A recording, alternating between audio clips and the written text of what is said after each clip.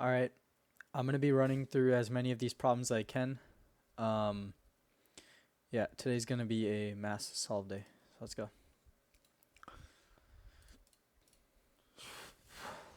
Okay. Reverse only letters. So given a string S, reverse the string according to the following rules. All the characters that are non-English remain in the same position. All the English letters, lowercase or uppercase, should be reversed. Return S after reversing it. Okay. So let's take a look at the input and the output. So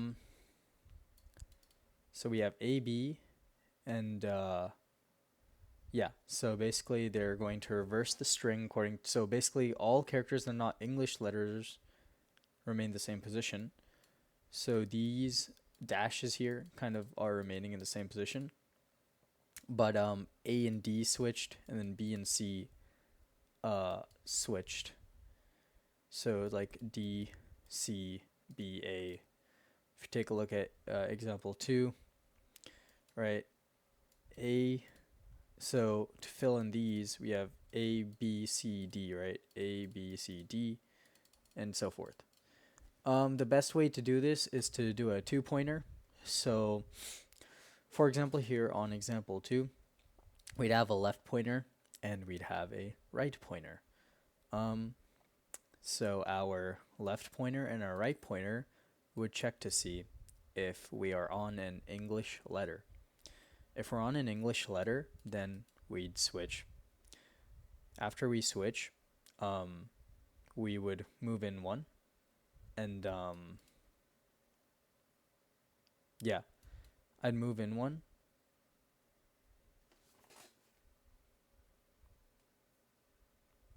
Well, let's see.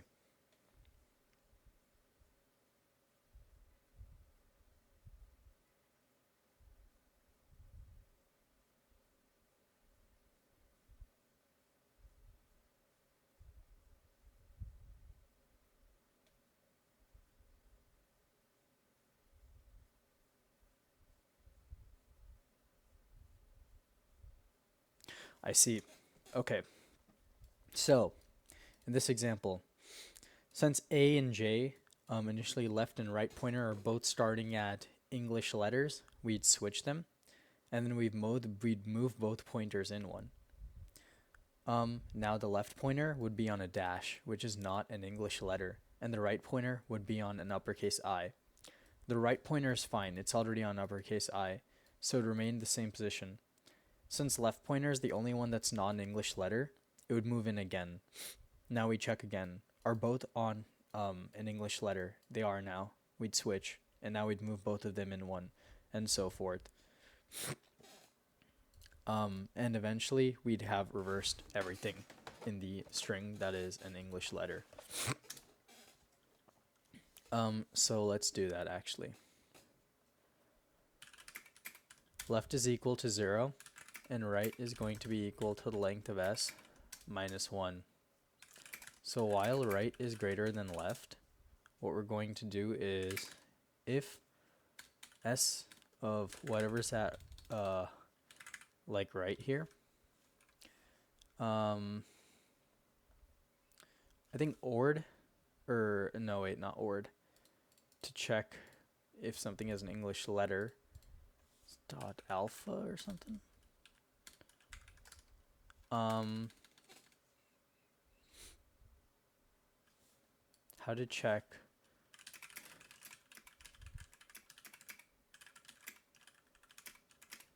in Python. Dot is alpha. Okay guys, dot is alpha. Right? Yeah.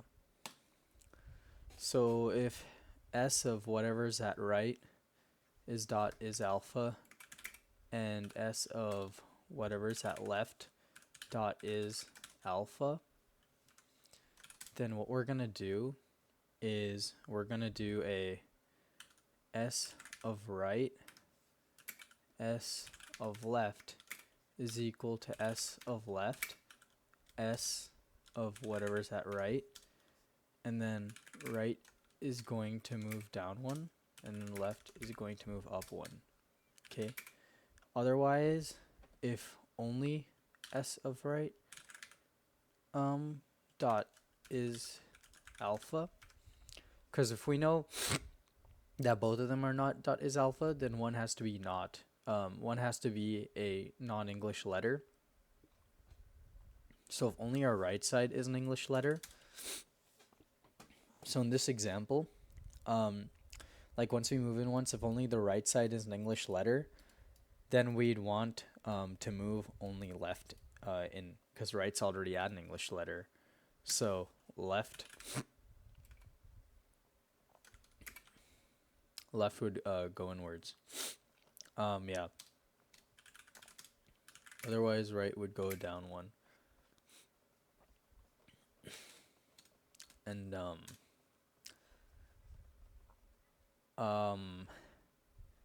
oh, it's a string.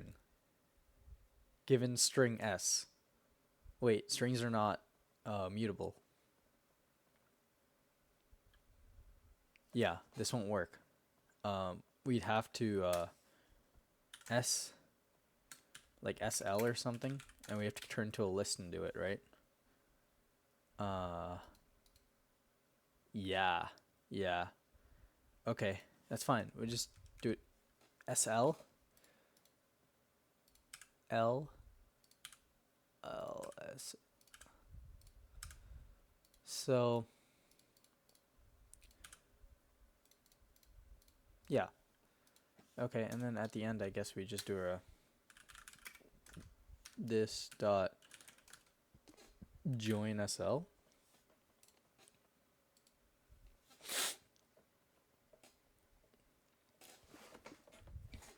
Yeah, that works.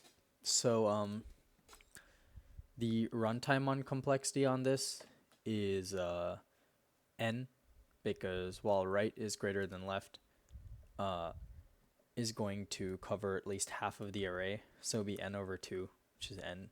And then the space-time complexity, or the extra space, is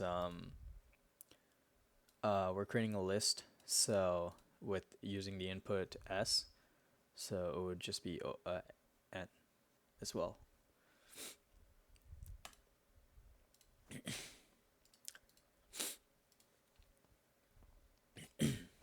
Okay, next, minimum common value. So given two integer arrays, nums1 and nums2 sorted in non-decreasing order, return the minimum integer common to both arrays. If there is no common integer amongst nums1 and nums2, return -1. Note that an integer said to be common to nums1 and nums2 of both arrays have at least one occurrence of that integer. Okay, so yeah. The smallest element, so in example 1 here, for example. So in example 1 here, we have 1, 2, 3 in nums1, and we have 2, 4 in nums2. The smallest element common to both arrays is 2, so we're going to return 2. Yeah.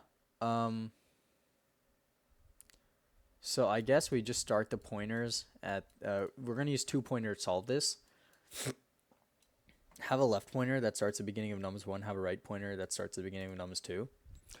And so basically this pointer that we're calling left pointer will move first, because, well, we know that there's not a 1 in nums2 because this is an increasing order. So 2 is the smallest element in this array. So we're going to move nums 1 first. And yeah, since this is the smaller of the two. So we're going to move it first. And, well, we already found a 2. And now nums1 and nums2 have the same element.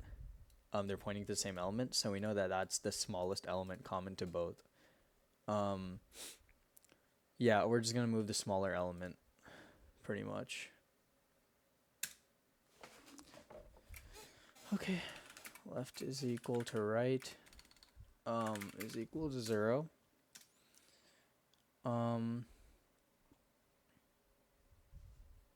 Okay. So given two integers,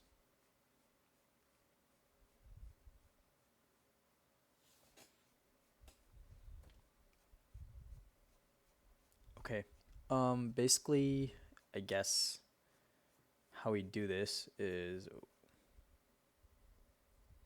maybe we'd run, well, the arrays can be different sizes.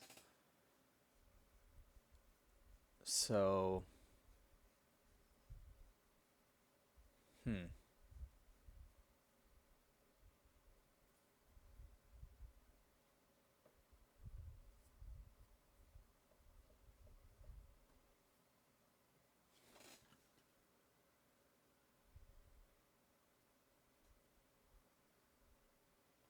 should we find the lengths of both arrays and then compare?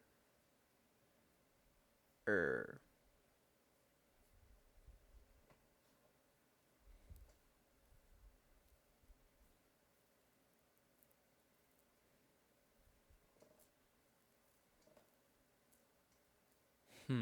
I'm just wondering how to like loop this because you see the arrays can be different sizes, so we'd have to choose the smaller array of the two as the size that we're gonna loop. Or I guess while left is less than the length of nums1 and right is less than the length of nums2. So while they're both less than the, while left is less than the length of nums1 and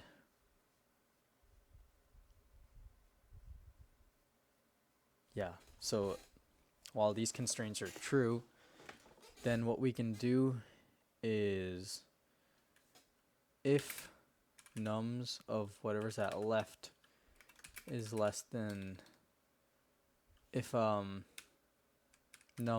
of whatever's at left is less than nums2 of whatever's at right, so we know that nums1 is the smaller one, so we want to move that up one, okay?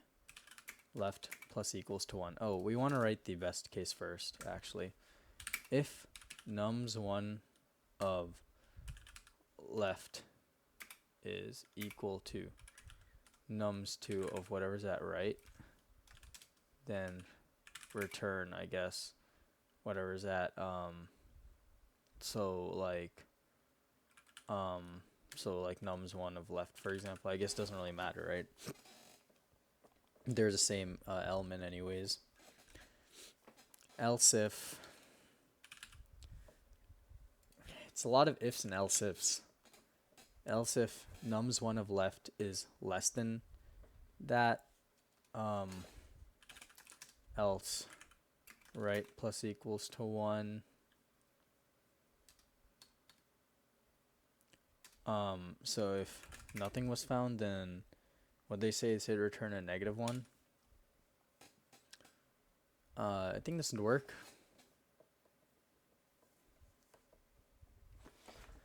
Okay, cool. It worked. So, since we're looping through pretty much the entire array for either nums1 or nums2, depending on which is the smaller one, or that's like the worst case, so O of n is our time complexity, and our extra space is O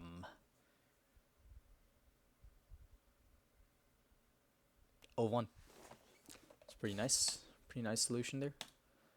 Let's keep the ball rolling. It's a lot of easies, which is nice. Not return anything, modify nums in place instead. Bet. Given an integer array nums, move all zeros to the end of it while maintaining relative order of the non-zero elements. Note that you must do this in place without making a copy of the array. Okay. Zeros to the end of it while maintaining relative order, right? Nice. Okay. All right. So let's see. For example, in this input, you know, how we got from this input to the output, this 0 would get moved to the end. Next, well, we have a 1. So we want the 1 to maintain its relative position to the other non-zero elements. Then we have another 0, so that would be moved to the end, passes 12. And the 3 and the 12 would, again, maintain their relative, where they are in this array. So the 1, 3, and the 12 maintain their relative order, and the 0s got moved to the end. That's how we got to the output. Okay. So, now that we know that, let's see.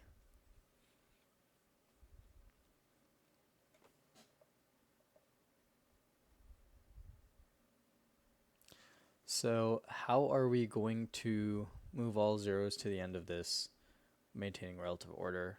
We're going to do this in place, right? So I guess we could have a left and a right pointer that both start at 0. So this right pointer would just keep iterating once, like it would just keep iterating. So the right pointer would go up 1. And the left pointer, or the left pointer would check to see if it's at a 0. And then the right pointer would go up regardless, right? So since the right pointer would go up regardless, and then the left pointer checks if that's a 0, we do a swap.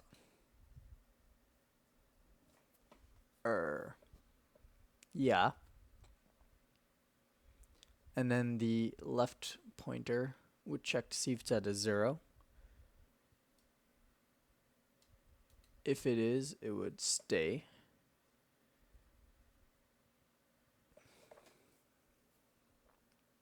The right pointer would go up 1 again. Regardless, the right pointer will always go up 1.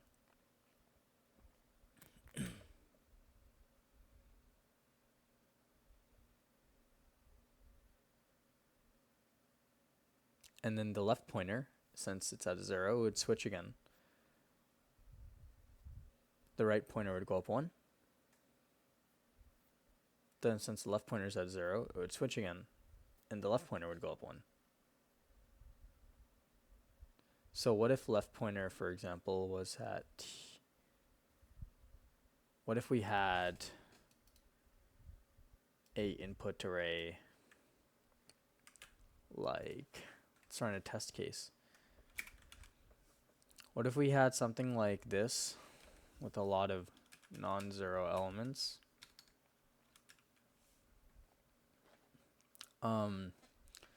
So if left pointer was, or like left pointer is at 0, right? And then right pointer is at here 0. I guess we do like a, technically we do a swap. Would make a difference. Right pointer would go up 1. Left pointer is at 0. So it would swap these two. So we'd have that. And then right pointer would right pointer would go up another 1 to 3. But left pointer also would have gone up 1. And since left pointer is at 0, it would swap the 3 here. Alright, let's remove some of these.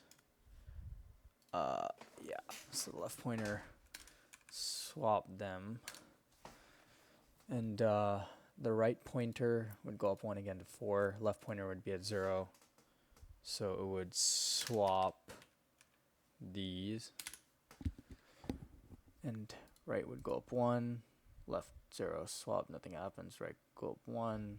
Left at 0. Swap. So 0, 3. Right would go up 1. Left. But we left behind a 0.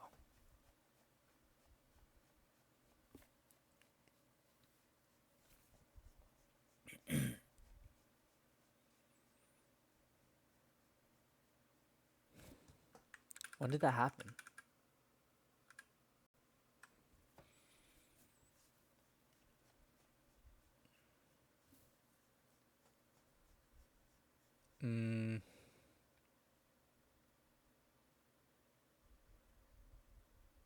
So if they're both zeros. Oh, would so like for example after this swap, right? Since left would then be at a 0, right would go up 1. And yeah, sure they'd swap. But since left would still be at a 0, it would not go up, or left was at a 0, so it would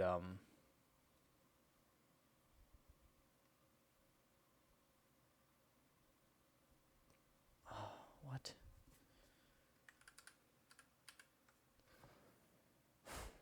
Left was at a 0, so they would switch, and right would go up 1.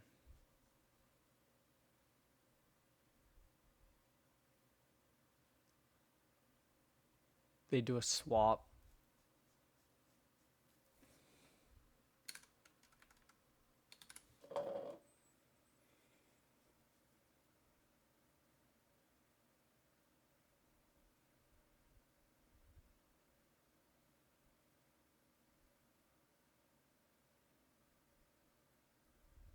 So would left check to see if it's a 0 again? Left would only go up 1 if it's not at a 0, right? So since left is at a 0 and right's now at a 0, they do a swap. And right would go up 1, but left is still at a 0. So do that. Okay, I think I have the general idea.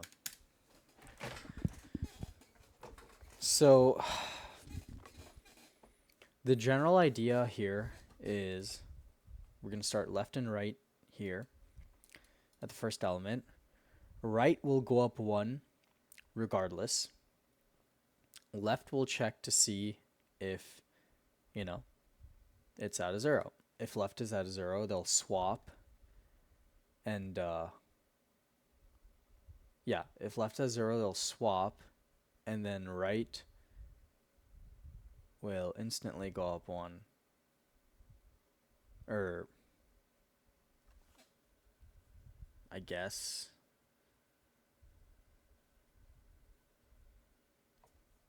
They'd swap, and then right would instantly go up 1, but left would check again to see if it's 0.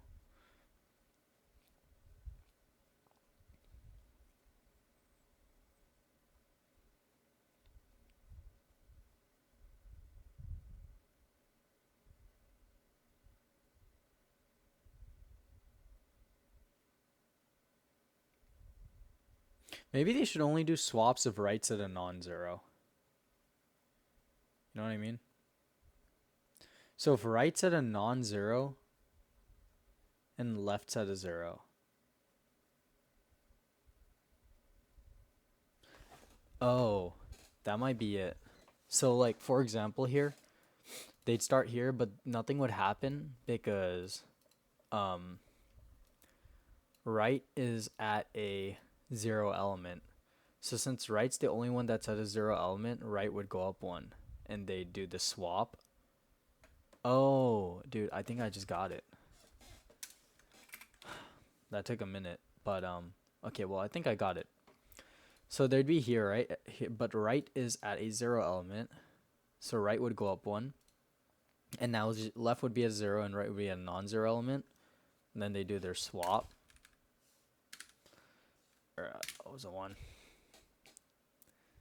And okay, yeah, okay. So now wait, what the fuck? Wait, did I do this wrong? Yeah. All right, so dude. Oh wait, no, I was looking at the wrong thing. Okay, yeah. So right would be at a non-zero, so it would do the swap. And now,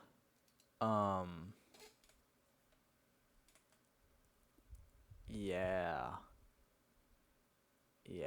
now they'd move up one. They'd always move up one after a swap.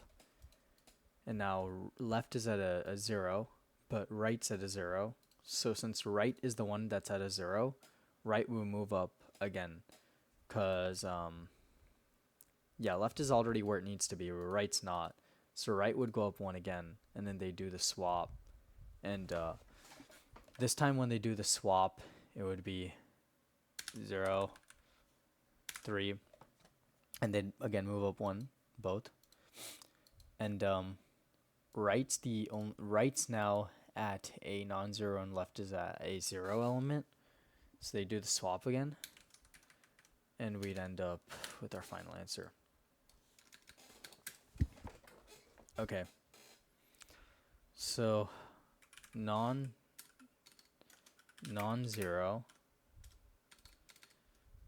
0. So there's 2 pointers. Okay. So we have while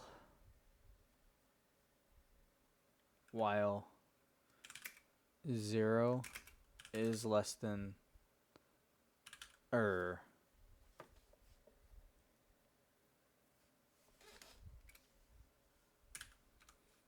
and I guess non-zero is less than the length of nums.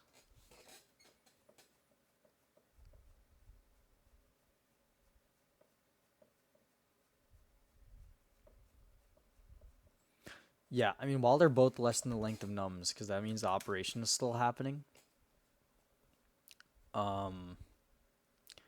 Yeah, that's when we'll do it, okay? So, first we have if nums of whatever the non-zero pointer is not equal to 0, and if nums of the 0 pointer is equal to 0, then what we're going to do is we're going to do a swap. So we're going to do nums of whatever the non-zero pointer is, nums of whatever the 0 pointer is equal to nums of whatever the 0 pointer is, nums of whatever the non-zero pointer is, and both non-zero and 0 will go up 1.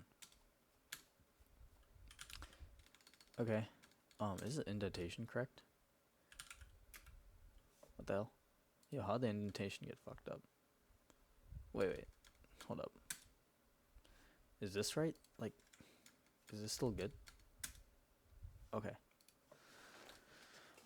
Otherwise, so if that's not the case, if nums of something's messed up then. So if nums of non-zero, let's say that equals 0, for example, then so if the nums of non-zero is equal to 0, right? Then we want the non-zero pointer to move up.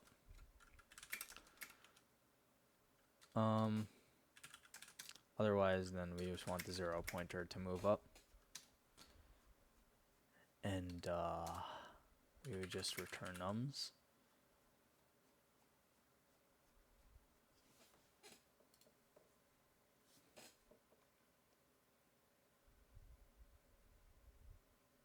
Okay.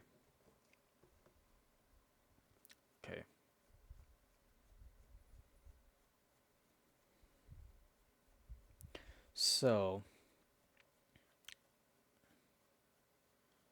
our output was 0, 1. It's not good. Wanted 1, 0. Okay.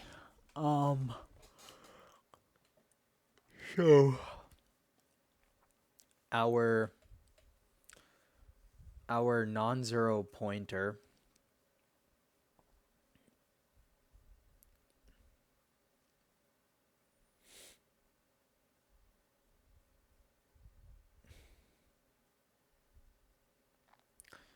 Okay, I see why this happened.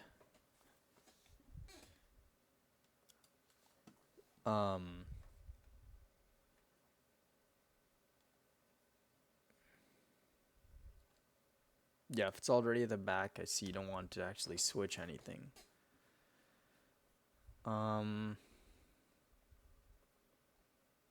That's true. That's true. So we have like 1, 0, and want to keep it that way. But the problem is this algorithm will switch that. So non-zero is equal to 1.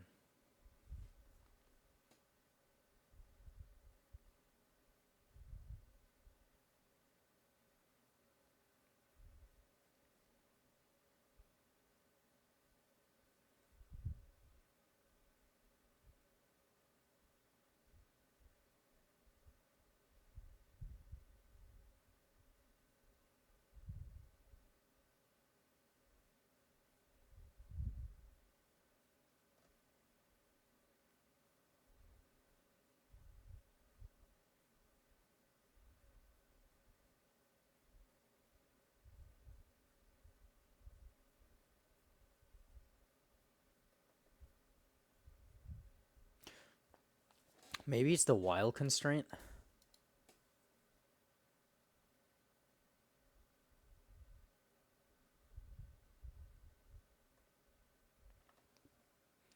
Because like while our non-zero is less than nums, right? So our 0 and our non-zero would be here.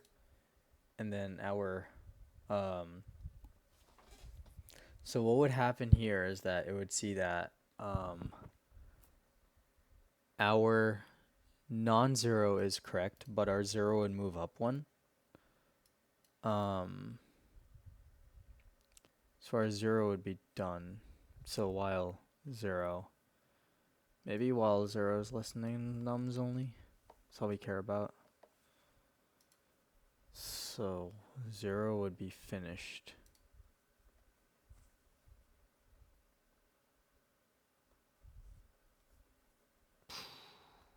Shit. Okay. Never mind. While 0 is less than nums and non-zero is less than nums. Alright.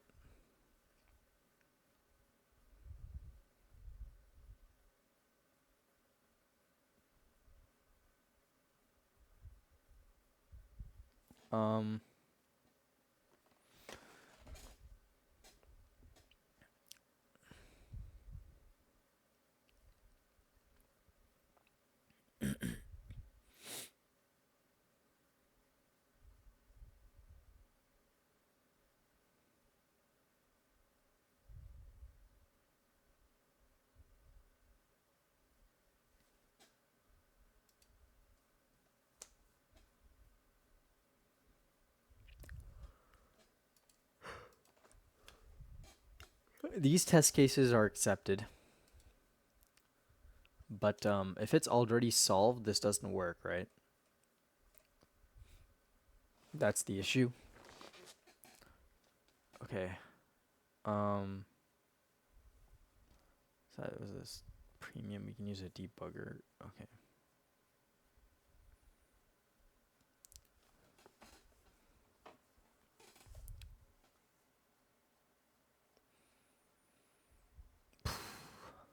Let's see.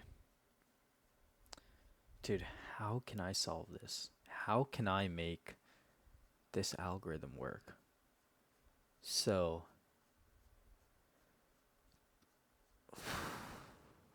we only swap.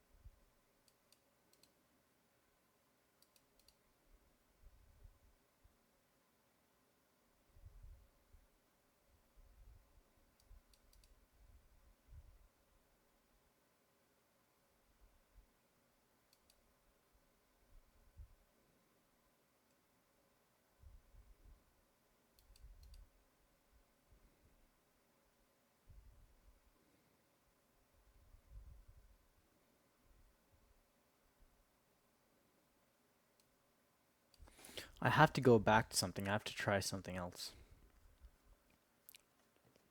This non-zero zero thing doesn't work. There's something else I want to try.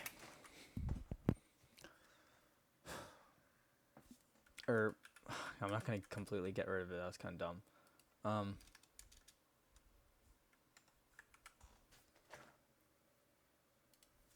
need to see this. Again. So left is at 0 and right's at 0. If right goes up 1, but left sees it's at 0 element, left will want to move that, right? Left is going to be like, oh, dude, I got to move that. So, bam, right? So after left does that,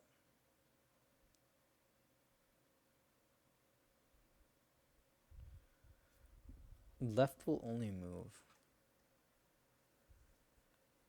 if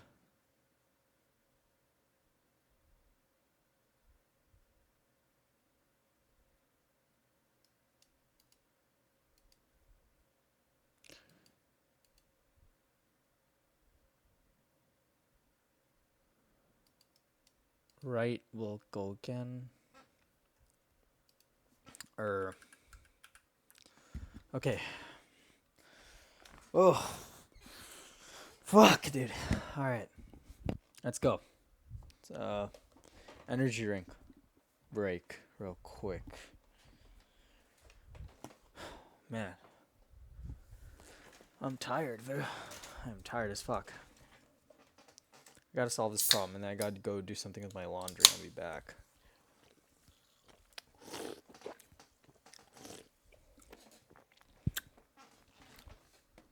No giving up, though. That's some pussy shit. 63.8% acceptance rate. Look at that. So if I give up, I'm a bitch. Okay? No giving up. 2 pointers. Okay? Fuck. Okay. So. Left and right.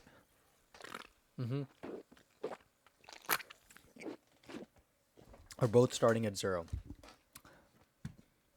Right's going to go up 1. Left is going to be at 0. Okay? We're going to do a swap because left is at 0. So we're going to swap. Okay?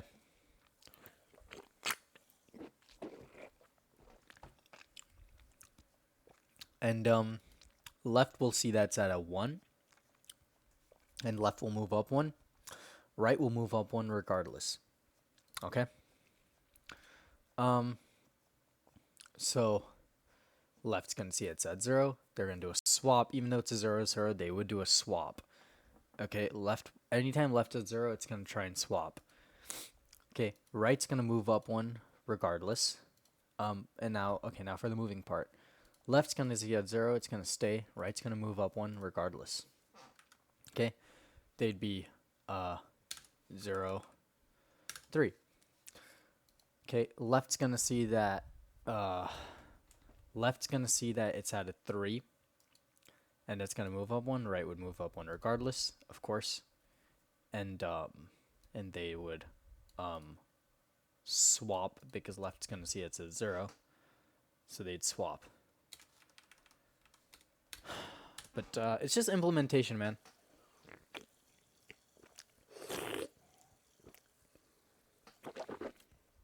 Can I implement that, though? I'm going to change these names, too. I'm going to get rid of mostly all this. I'm going to change these names. So this is left and right now. Left and right. And this is while.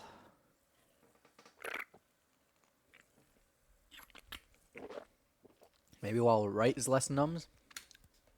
Because left's not going to overtake right now. While right is less than the length of like nums or some shit. Type shit. Alright, so. Okay. Right is always going to move up 1. at the end. No. Right will move up 1 from the very beginning. Right will move up 1 instantaneously. Okay.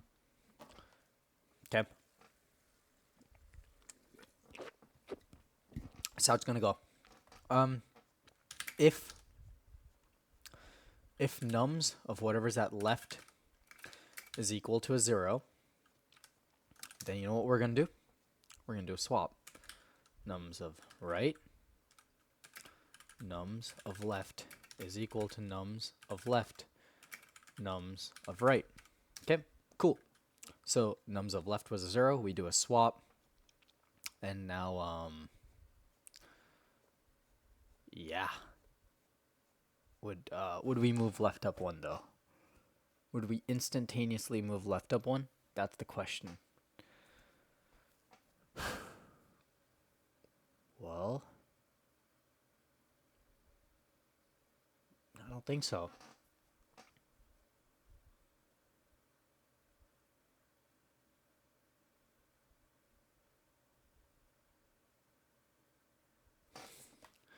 Maybe if... No, because it had to be. Even after the swap, if whatever's at nums of left is not equal to 0, I know it seems counterintuitive, but guys, you have to remember they swapped. So now whatever's at nums of right is at nums of left. So now we're checking again to see if nums of left is really not a 0. Then we move up left. Otherwise, we just don't want to move it. It has to not be a 0. It's the only way. And I guess we'd keep going. And we would return nums. Let's just run it. Okay, it didn't work. That's fine. Let's index out of range nums of right.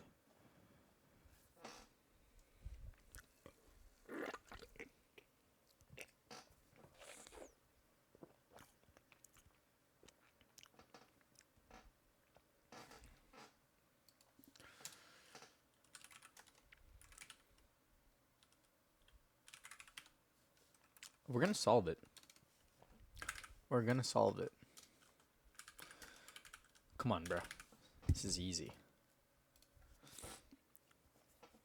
I got this. Okay. So, something is going on. Okay.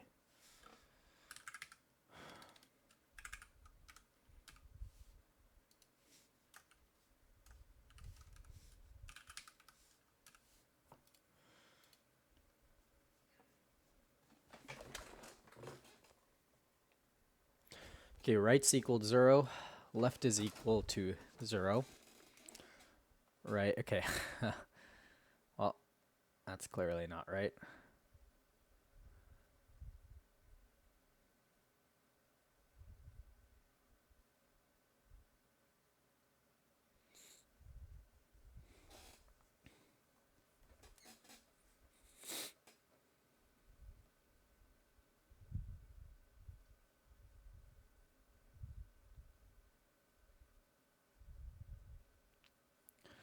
While right is less than or equal to the length of nums, right's going to keep going up 1.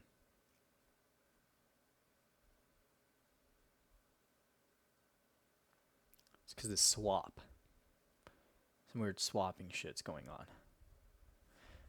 Why don't we print? Let's print nums. Let's print nums. Let's take a look. What's happening? Yeah, I'll be here for like 5 days, bro. We're solving this, bro. I don't give a fuck. I don't give 2 shits, bro. And now print. So we know it's just always 0. Both.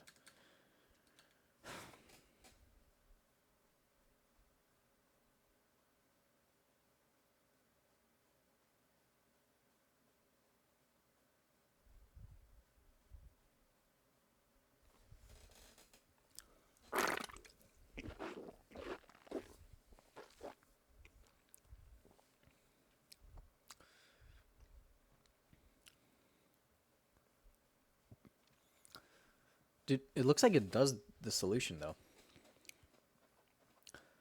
While nums of right is less than, oh, and maybe and left is less than the length of nums. Oh, they're both less than.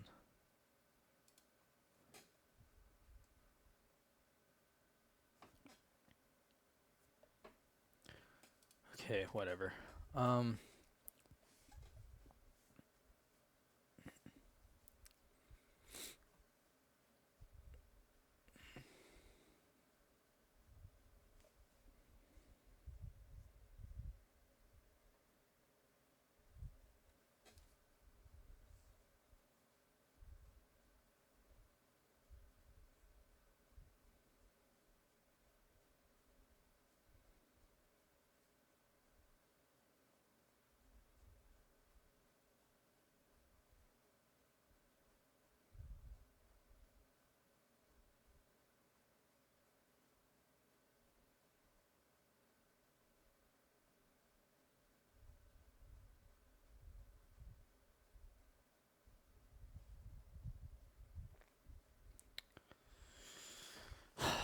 Nums of right, nums of left, nums of left, nums of right.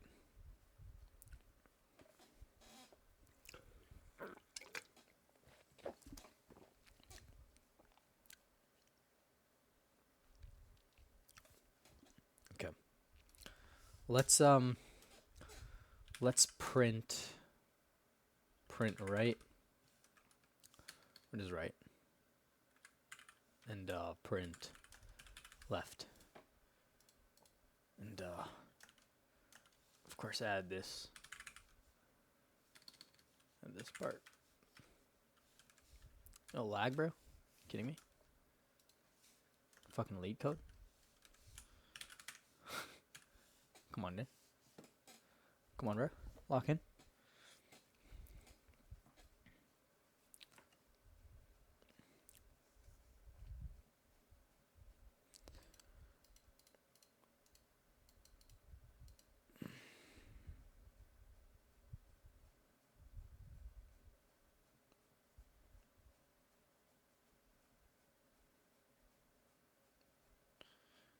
This error happened because right was 3.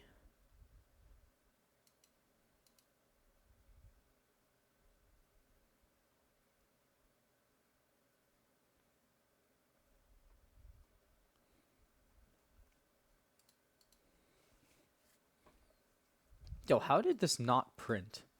So you're telling me right printed something? Oh, I was so confused. Okay.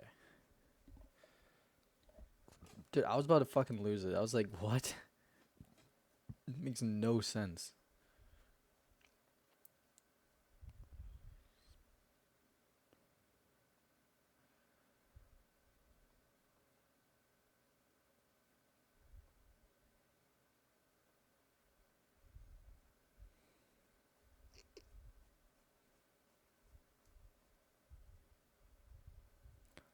Print. Dude, how did right get to 5? While right is less than the length of nums. So if the length of nums is fucking 5, it's not less than the length of nums anymore. How the fuck is it? What? How's that even the thing? I literally did. I added the while loop to stop that constraint. To add that constraint, bro. For the sole purpose of stopping this from happening. Yet it somehow happened.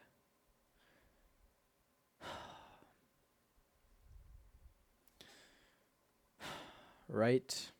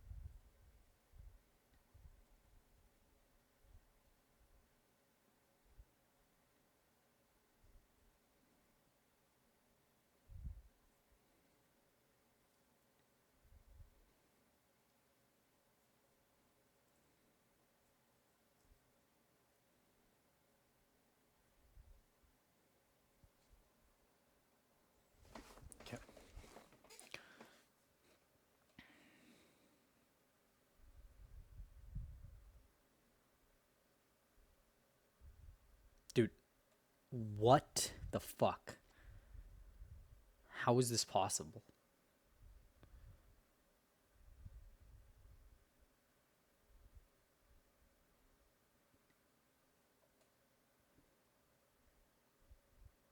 What the fuck? I mean, what?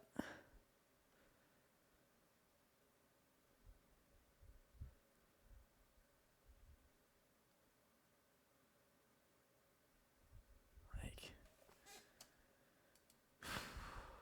man, I don't even know what to say. Don't even know what to say.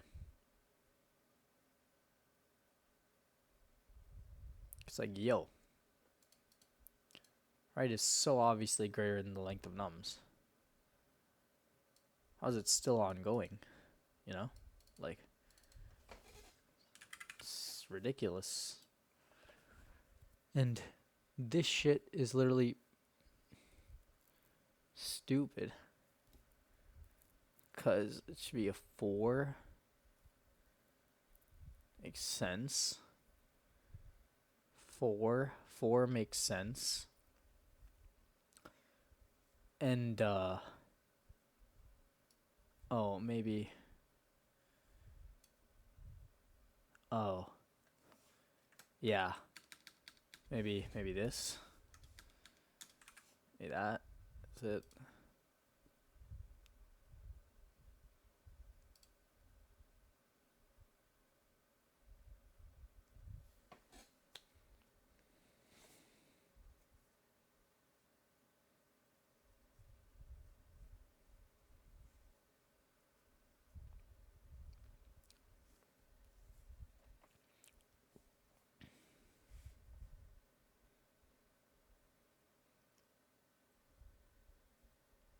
The output is 101.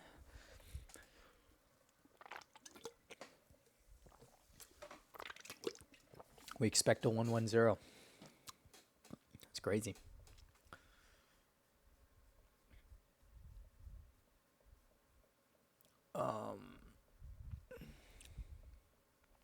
That's crazy.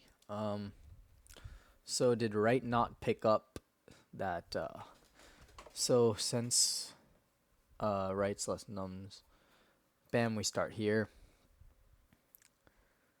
You know, if nums of left's equal to 0, that would just not happen. Okay, we'd go up 1.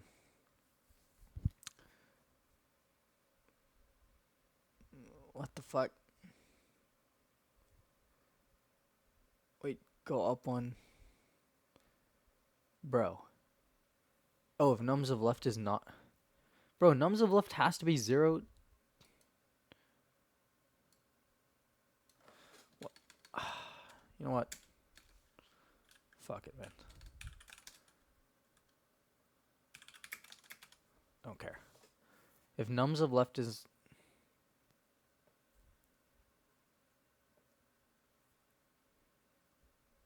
Maybe this works. I don't know, bro. I'm just trying stuff now.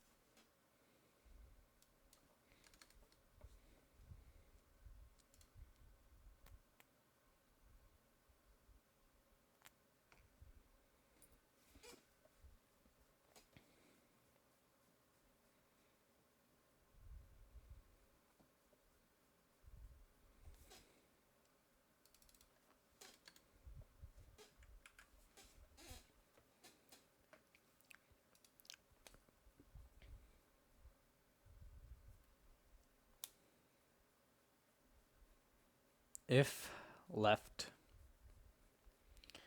is equal to 0,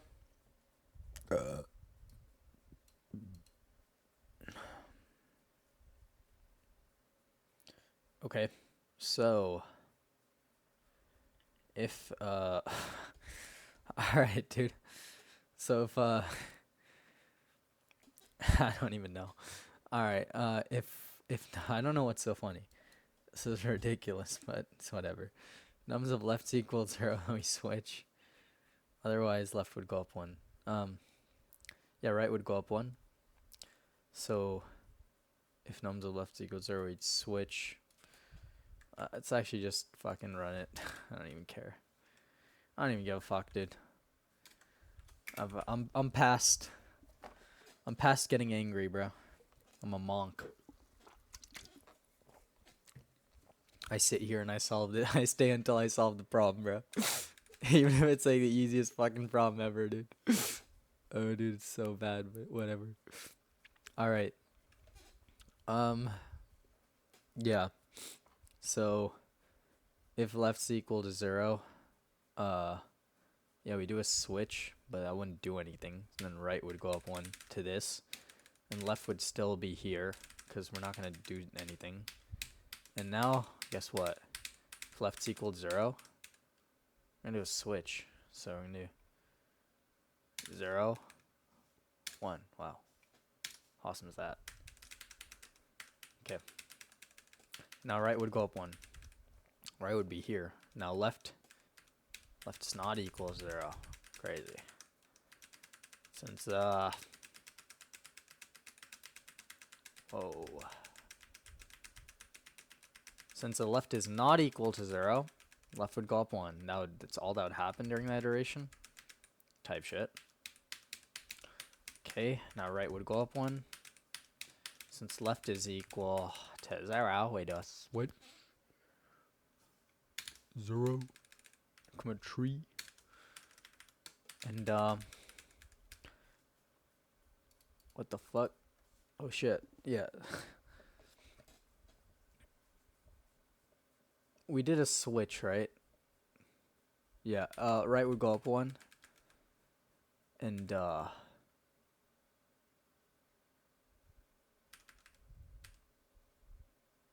right would do its last iteration. And since this is equal to 0, shouldn't we switch? Or would it still be on this actually? I'm a little confused. Or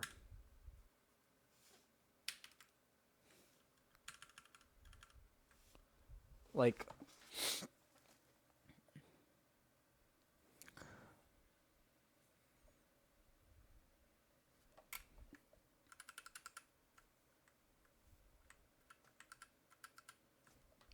okay. Why are we not getting the last one? Because if right goes there, then you know, if right goes there, left is 0. Because if left is a 0, then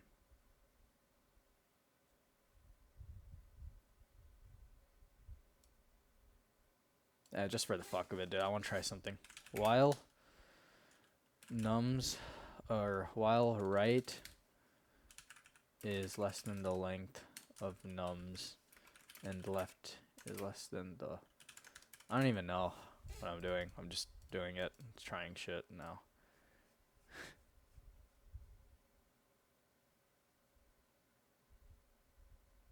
Okay. That didn't work. But it's not the answer. It's not the answer.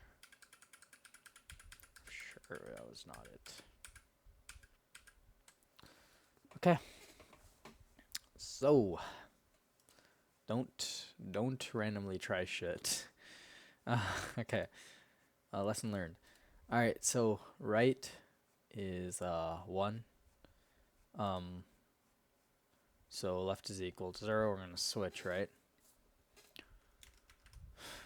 1, 0.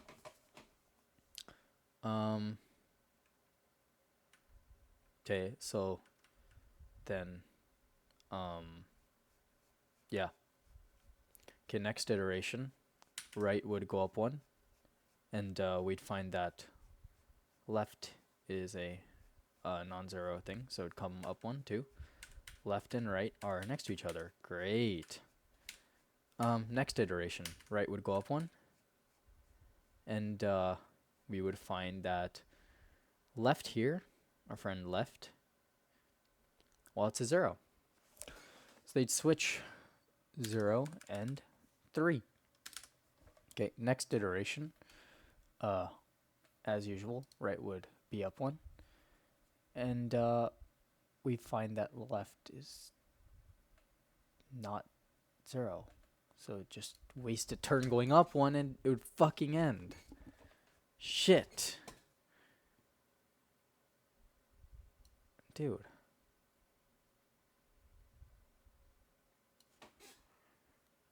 Oh my god.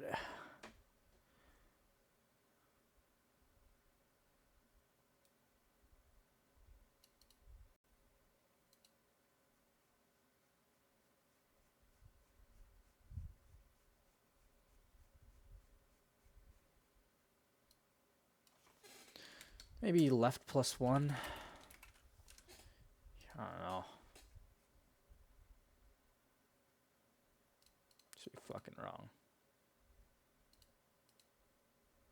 Yeah.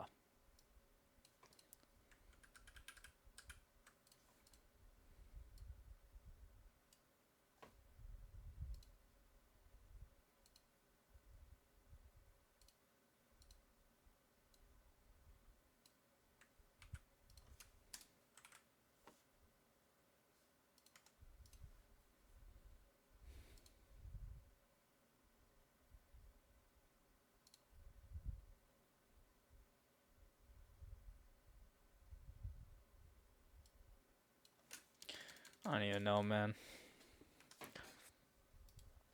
So I know it ends now before it does that check.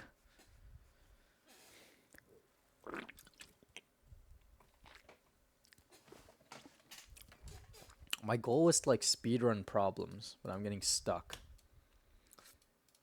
I might do reverse prefix of word and come back to move zeros. I have to also go do my laundry.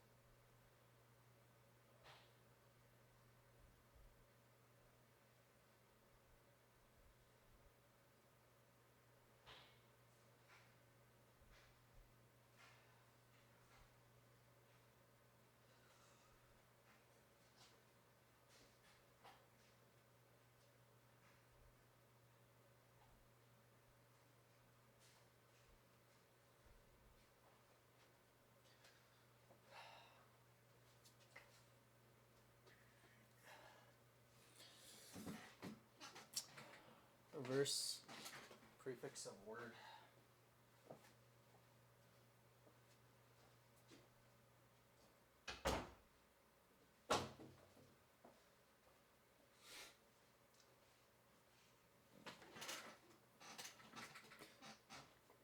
Reverse prefix of word. Given a zero index string word, the character ch reverse segment of word that starts at index 0 and ends at the first index of the first occurrence of ch. Character ch does not exist. Oh, forgot to wear the headphones.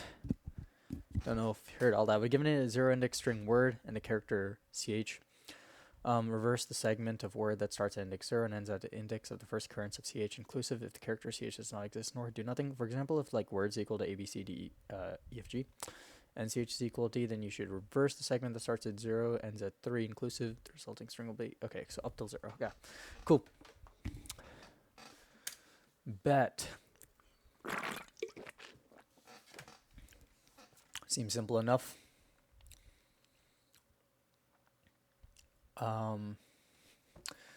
Yeah. Well, we have the input A, B, C, D, E, F, G, A, B, C. Dude, what the fuck? What, that fucking threw me for a loop, bro. What the fuck?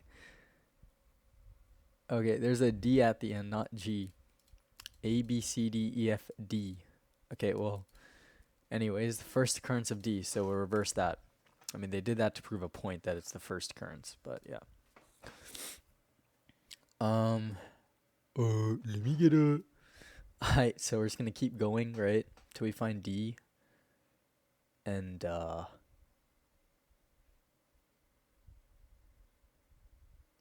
yeah.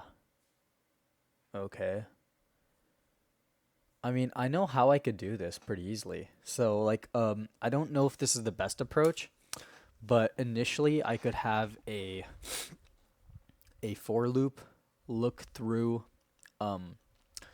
my string word here, and if it finds the what will it always be there?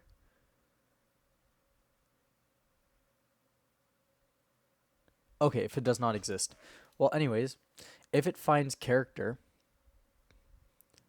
then it'll note the index that character is at. We'd be doing this on a list, by the way, or like an array or whatever you want to call it, because you can't, it's immutable. But it'll note the index that D is at, and we would run another for loop afterwards where we would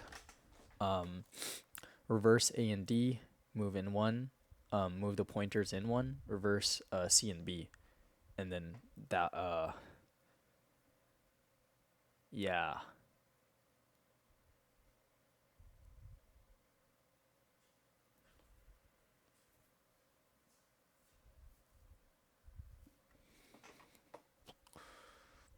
Like,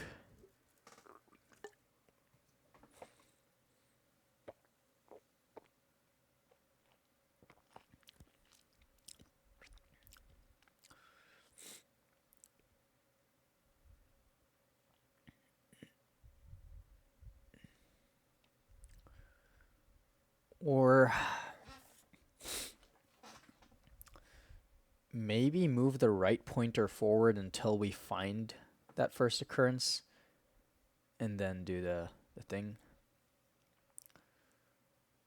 Okay, well let's see what we can do here. Okay, let's get this started. Word, yeah, okay. So, is equal to like list of word. That's gonna be our array. Okay. So for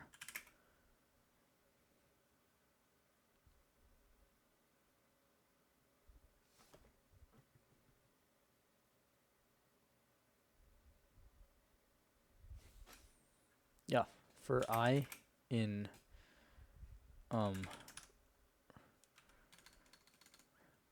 for I in array, or for I in range length of array, if array of I is equal to ch, then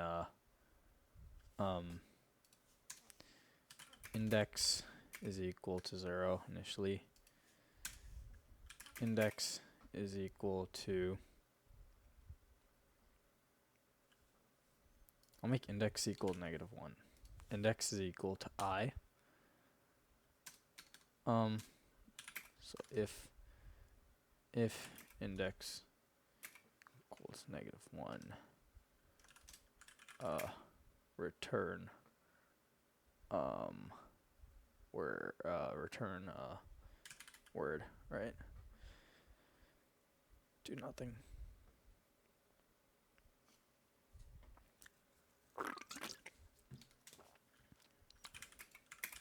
For y in array or range length array,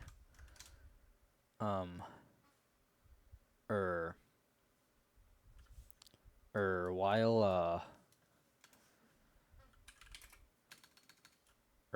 left is equal to right, left is equal to 0, right, call this right.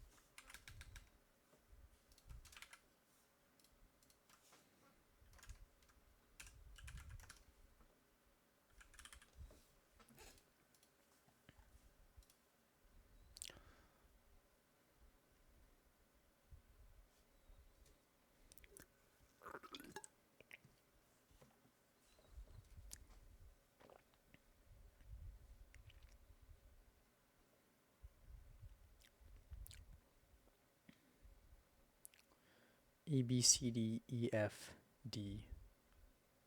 Output D, D, F, E, D.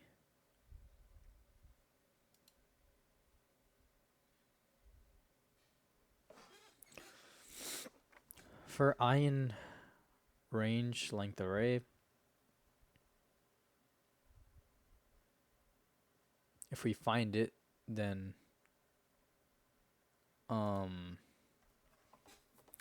right should be equal to I.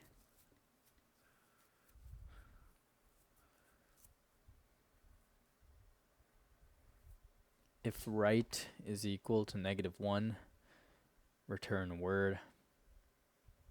So we found nothing. But while right is greater than left, right and left switch. Right goes down 1, left goes up 1. And then we return that joined. Wait, print right, like what index they found, real quick.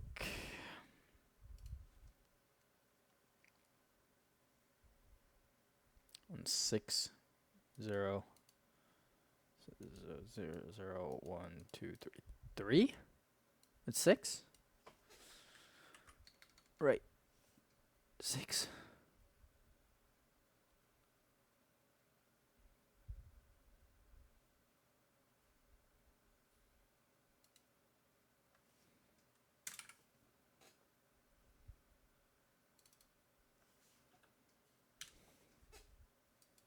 gonna say 6.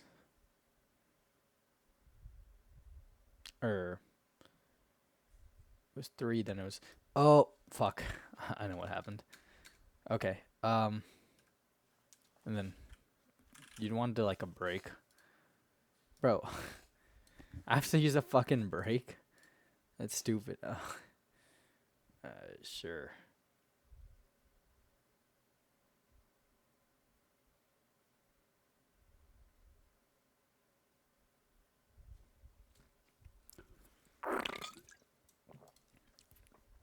This is gonna work, but it's like,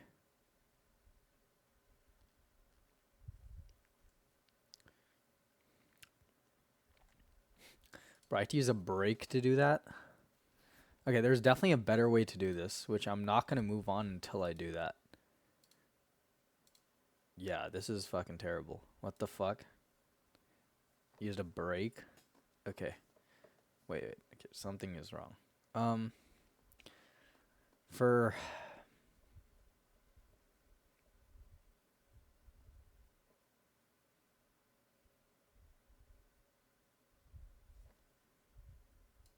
let's do it like this. If array of I is equal to character, oh, so the moment we find it, then we can do the shit. While then we'll have a right, or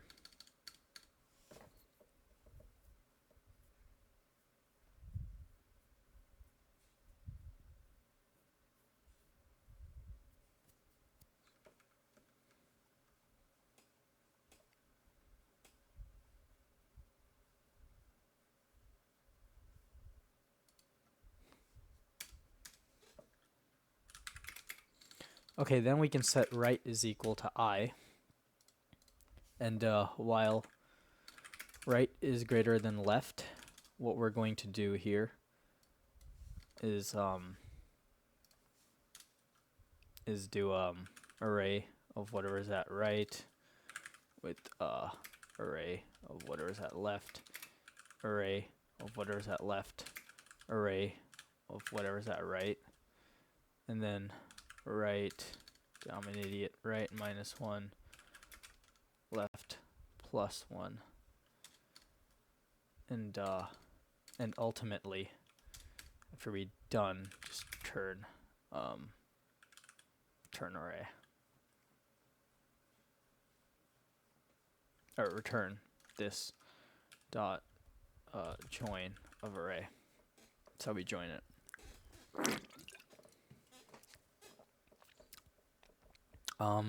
Yeah, because in this case, it would never even enter, right? If it never entered it in the for loop ended, then we could just return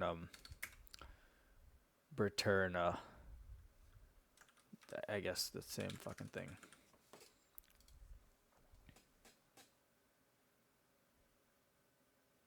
Okay, that's good. This is a good solution. All right, move on. Move zeros. Do I have anything new? No, I don't. I'm still as lost as fucking ever. Moving on. Sliding window problem. Let's go. Type shit.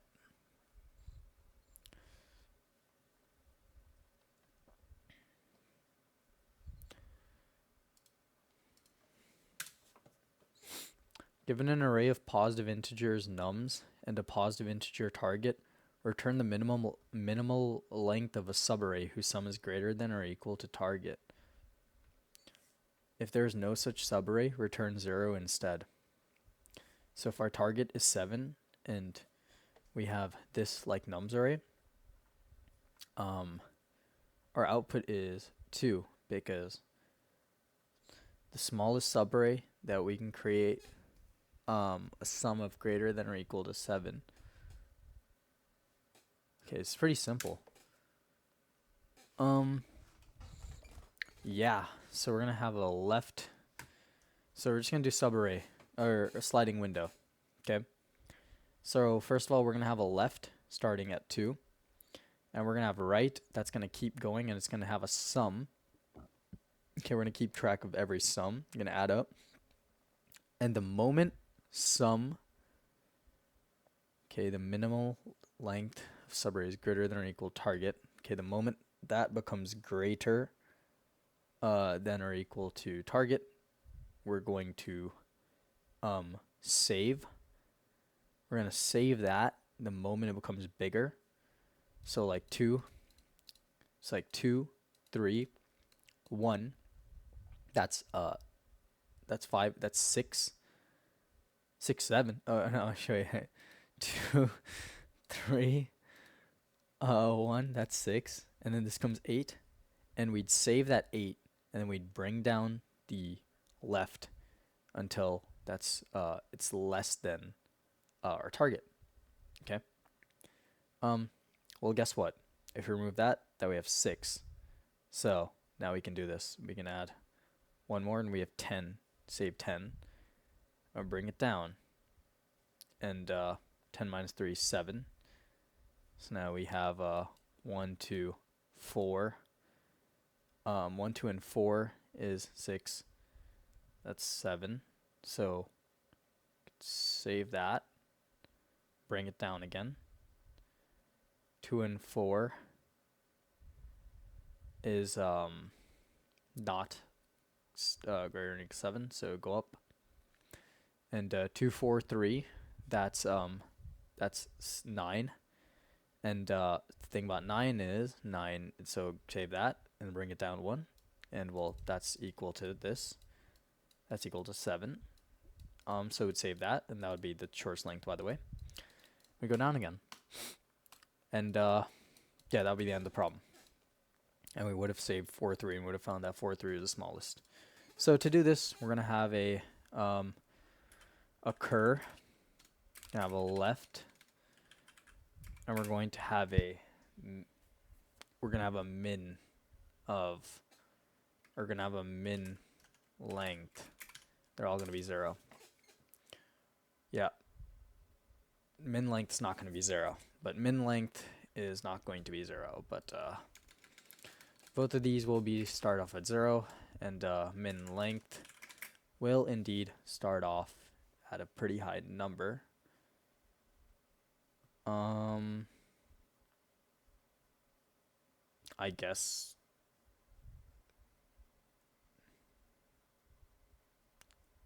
there's no such subarray, return 0.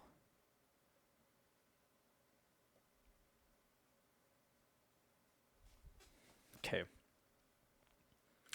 We're going to do length of nums, right? Because, well, worst case scenario, the minimum length is literally just the length of nums. It's the worst case scenario. We're talking about length. Okay.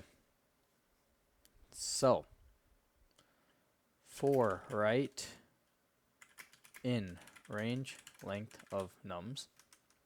Okay. Per plus equals to nums of whatever is that, right?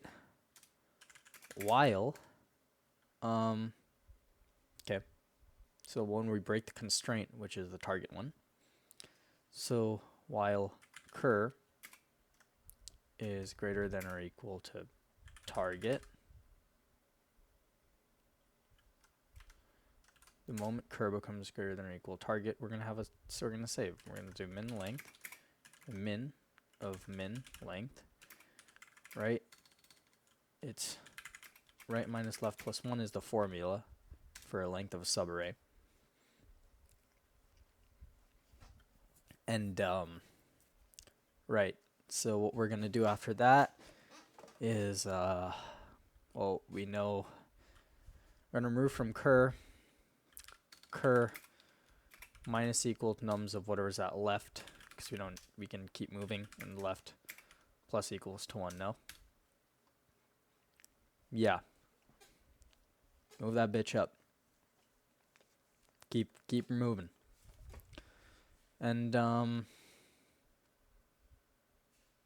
okay, and I think at the end we can just return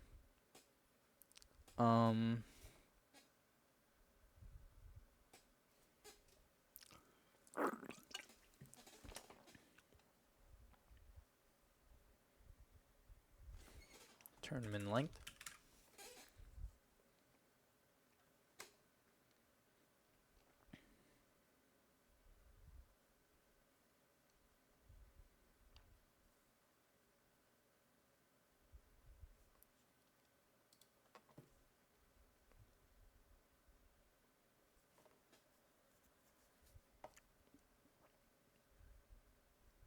Oh.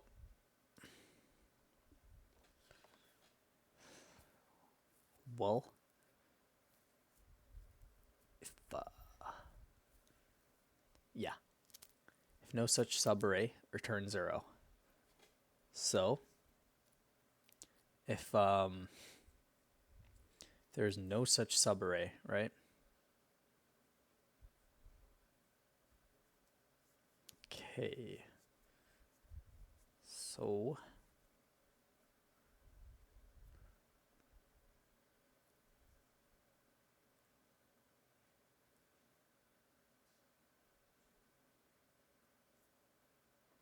well, let's give it an impossible number.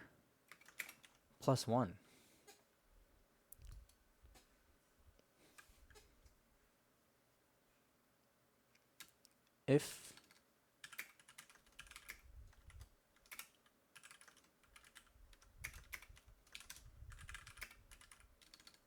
If it's not equal to that, then return min length. Otherwise, just return 0. So, like, that's impossible.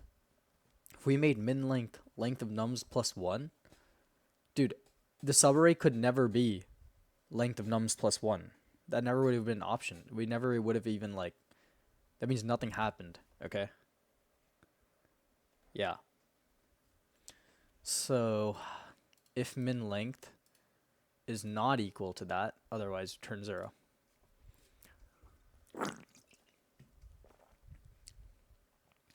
Okay. What I want to see is how did people deal with the thing. I've done this before. How did I deal with it in the past? Obviously, just because I did it before, like April 19th or some fucking shit, doesn't mean I'll be able to do it just as well now. Okay, I used float inf instead. Okay, cool. No, it's the same solution. This time I just did that. Okay. Whatever. Same shit. Different toilet. Dude, this move zeros is my fucking... It's my kryptonite, bro. Move zeros is my kryptonite, bro. Fuck, dude, I'm so hungry, too. How long has the recording been going on for? It's an hour 32 minutes. Hour 32 minutes, and 1 hour of that is move zeros, probably. Fuck, dude. Fuck move zeros, bro. Wasted so much fucking time. This stuff is not that hard. Maximum number of vowels in a substring of given length. Given a string s and an integer k, return the maximum number of vowel letters in any substring of s with length k. Okay, let's see. The vowel letters are, bro, we already know, like, let's be honest, bro. We already know vowels are vowels equal to, bro, I don't even have to, like, A, E, I, O. Oh, wait, I forgot. I'm supposed to do this in a proper interview format. All right. So yeah. These are the vowel letters, right? So we have the input, this input, and our answer is 3. Why is that? Return the maximum number of vowel letters in any substring with length k.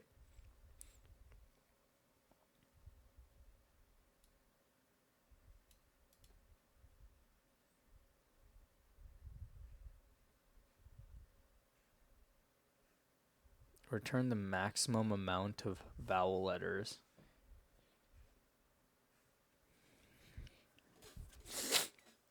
in any substring of s with length k. So, we have A, B, C, I, D, E, F, and the substring I contains 3 vowel letters. So the answer is 3.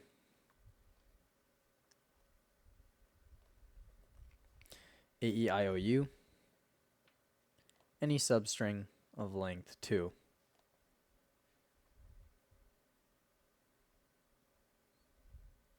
Turn the maximum number of vowel letters. Oh, wait. Okay, yeah. By threes, right? So we check. So if we check by threes, then, ideal case is literally all of them are vowels. We found a 3. You can take any substring of 2 in the string, and you'll always get 2 vowels. 3, well, lee, eat, ko, just keep looking around. There's lee. It's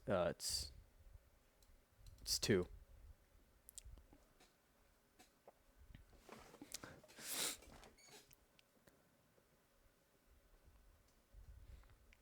So how would we solve this? The maximum number of vowel letters with the length k. So our constraint is length k. So we always want to keep the string at length k. So we'd compute the first substring, and then we would just add a string minus, add minus, add minus, and keep going. And in each substring of 3, of length 3, we would check how many vowels are in there, and whatever the max amount of vowels we got, that will be our answer. Amazing. It's that fucking simple. Yeah. Okay. Also, since we're gonna... No, I think we're good. Never mind. For I in...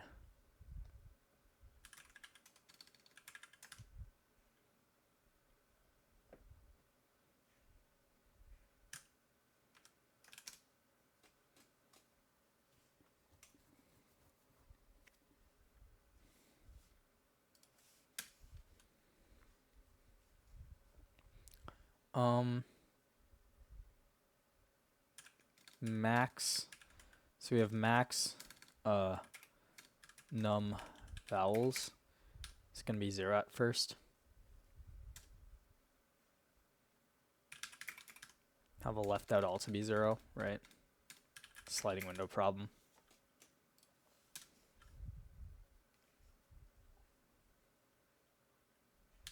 If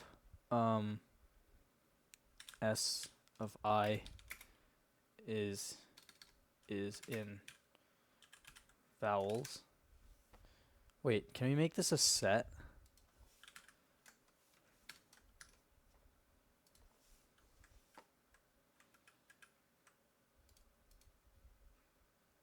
Wait, how to create fucking sets?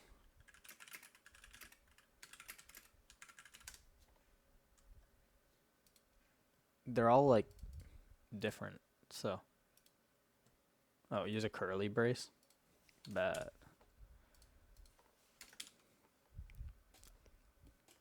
So, if s of I is in vowels,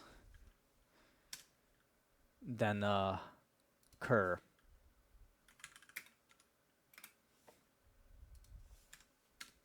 Then our current amount of vowels would go up. Cur would go up 1.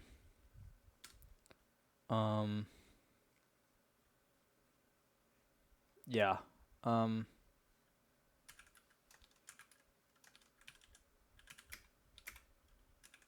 Dude, this is too fucking long. I'm gonna call it M and V.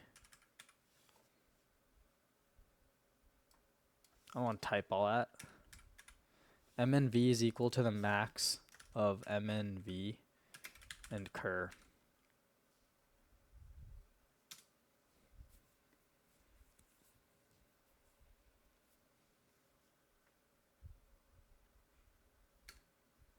So we just compute that first part, and then from there, for y or for right in range of k to length of nums, you pretty much, since we have that first part computed already, what we're going to do is we're just going to add to the right, subtract to the left. So this and or yeah, okay. Okay. We're gonna add this again.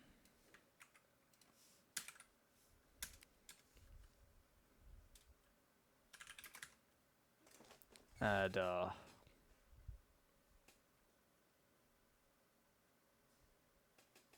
while the length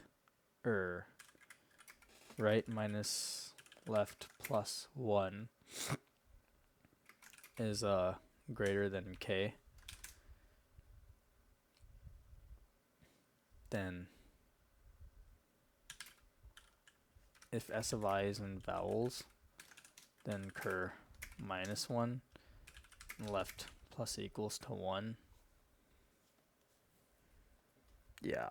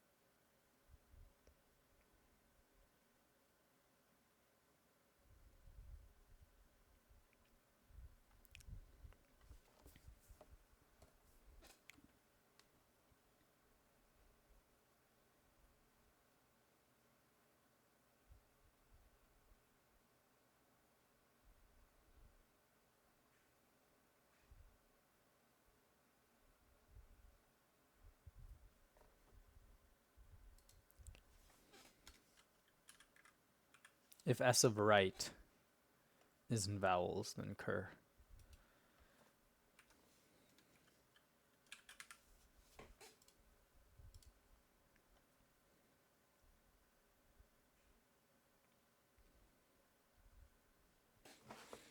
Okay, is this really a good way to do it though? Dude, my brain's working so slow right now. It's 3:20 a.m. Fuck. Okay.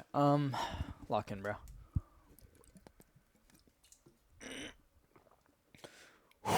Let's go. If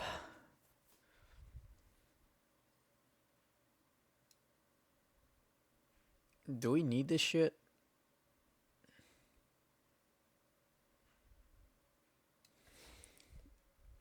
I want to try something.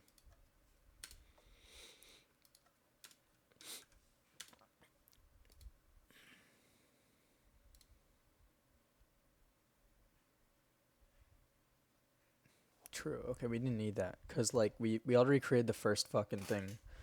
So after that, all you have to do is you have to check if left is there and move. Yeah, we didn't even need that, bro. That's easy. Because, like, just think about it, like, intuitively. You'd create the first window, and then from there, you're not even doing sliding window anymore. It's just, you just add one to the right, and you subtract from left. And before you subtract from left, you would just always check to see if it's in vowels. So you can subtract her, and you would just compute at the end. After, like, you add to right and subtract left. It's just, yeah. Because it's like a specific constraint. It's not even a sliding window problem. Okay, type shit. Type shit. Oh, we are getting through these, bro. But not fucking move zeros, though. I don't know. My brain just can't do move zeros. I'm just a complete idiot. Fucking buffoon. Okay. Knocked over my fucking protein shake the elder drank. Dude, I left my freaking... Left the hot sauce open. Left the frickin' protein shake that I had just open. Fuck, dude. Dude, imagine I just, like, knock this shit over, bro. Everything's just gonna fall down, like, be a mess. Frickin' terrible to clean up. Now I'm just... Bro, I just knocked it over, bro. Come on. That was a bad omen, bro. I shouldn't have talked about it. Alright. Get equal substrings within budget. You're given two strings, S and T, of the same length and an integer max cost. You want to change S to T, changing the ith character of S to ith character of T costs S of I minus S of T. Take absolute value between the ASCII characters. ASCII? ASCII? I don't know. Yeah. Return the maximum length of a substring of S that can be changed to be the same as the corresponding substring of T with a cost less than or equal to max cost. There is no substring from S that can be changed to its corresponding substring from T. Return 0. Okay. So we have S is equal to ABCD and T is equal to BCDF. Our max cost is 3. That costs ABC can be changed to BCD, and that costs 3. So the max length is 3. Or the maximum length we can get with our given cost. Okay. So our objective is really just to get the highest length we can convert with the cost that we got. So an A to a B is like in the ASCII, since it's just like if A is 1 and B is 2 and C is 3, so forth, then B minus A is cost 1. That's not very costly. That's the best case scenario. And B minus and C, or C minus B, it doesn't really matter which way you look at it. It's absolute value. It's a difference of 1. So a difference of 1, difference of 1, difference of 1, and that cost 3. And so we got length 3 out of that. We got the full thing. So with a max cost of 3, our best case scenario is getting a length of 3, because we ideally just have every conversion costs 1. That's a best case scenario, but that's not always gonna happen, right? Like this one, for example, A to C costs 2, and then B to D costs 2. Okay, all these cost 2. So the highest you can get is, the best we can get is just a singular conversion. So a length of 1, because we can't do 2 and 2. We can't do 2 and 2. We can't do AB to CD, because that's 2 plus 2, which is 4, which exceeds our mass cost. Okay, I guess that makes sense. How do we do this? So we do sliding window, of course. Yeah, we would do sliding window.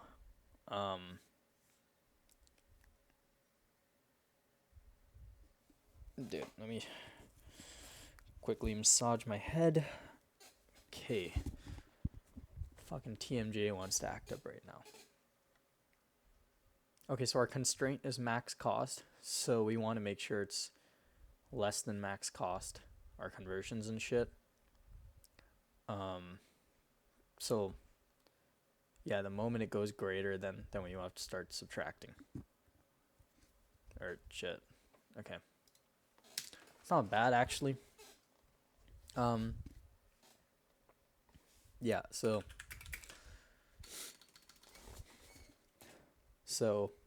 A to B is 1. So for example here what we do is we'd have a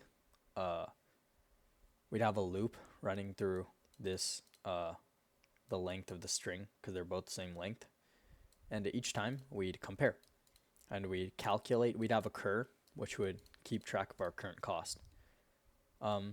We do the math that they told us to, and we would get 1, and we move to the right, and we keep going, and we'd add cur cost until we get to a point where as long as we're less than or equal to max cost, we'll keep doing that. And while cur exceeds max cost, cur cost exceeds max cost, then we'll start subtracting costs at the ends, and we'll calc after that. We'll calculate our maximum or length and see if we got a better length. Okay, so left is equal to cur is equal to max length. They're all 0. Just 0, yeah, because that's yeah. Okay.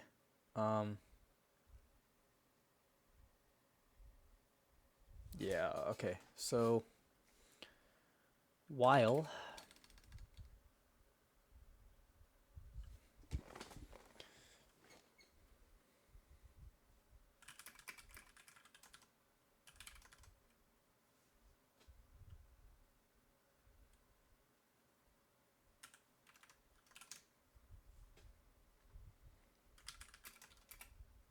current is plus equals to, now we're going to do the math.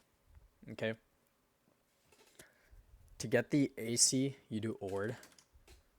So if you do ORD of like S of I, for example, you'd get the ASI.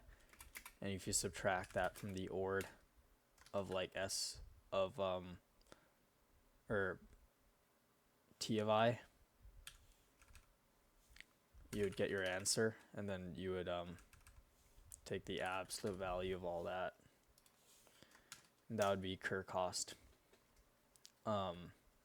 Yeah, while cur is greater than max cost, once we've exceeded it,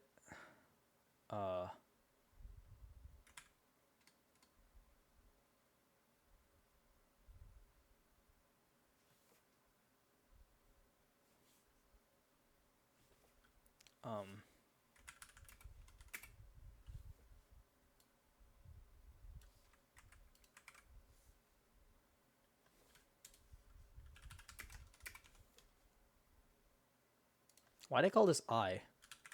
Like a fool. Like, that got me all messed up. It's like seeing I and shit. Dude, come on, sliding window, bro. This is easy. Easy freaking problem. And then max length is equal to the max of max length, and right minus left plus 1. And we'd return max length.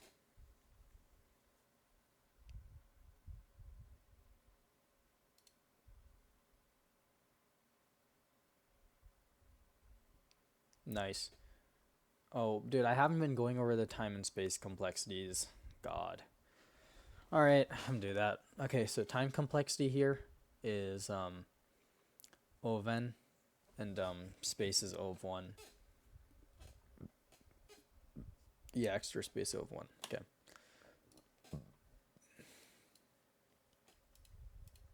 It just is. I don't know, use your brain. Just look at it. It's like so fucking obvious.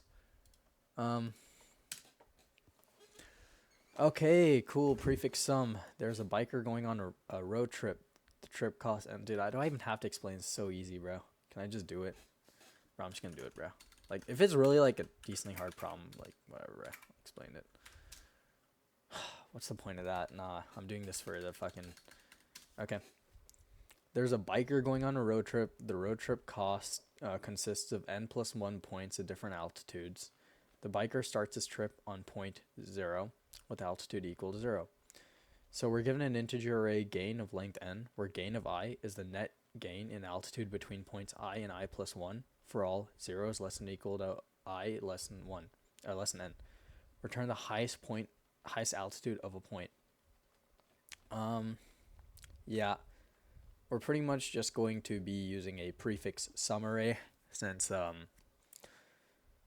his trip starts at point 0, so the prefix sum, we'd set it up with 0 and we just freaking add, and each time we add we would also have a greatest, and that would keep track of whatever the greatest point was, and we would return the greatest point. Crazy.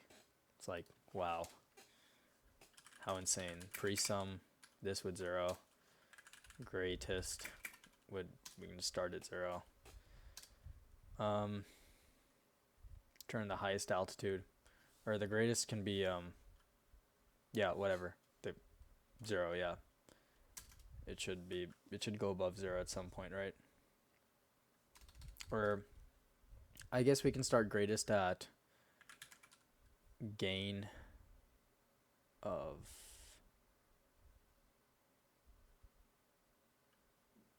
gain of 0.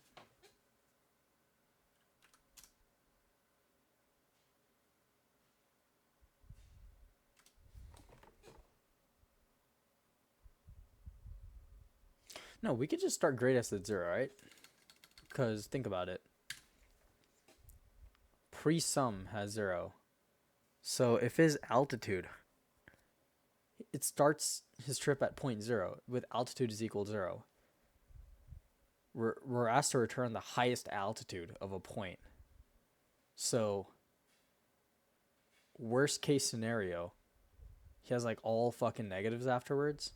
He just keeps going down. The highest is 0. Like example 2. The greatest will always at least be 0. Yeah. The greatest is always at least going to be 0. No, this is right. Okay.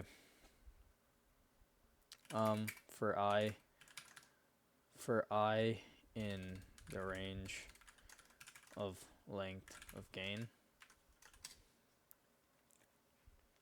pre-sum dot append pre-sum of I plus gain of I.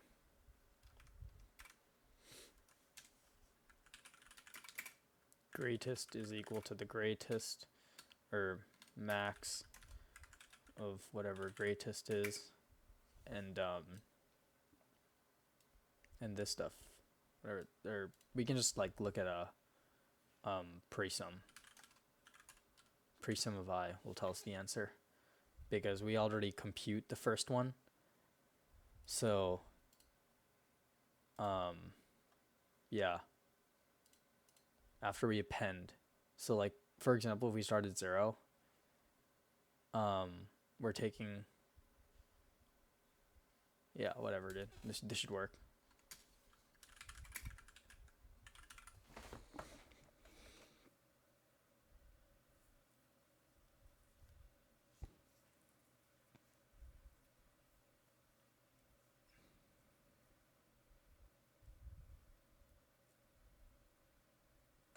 Yeah, this will work, right?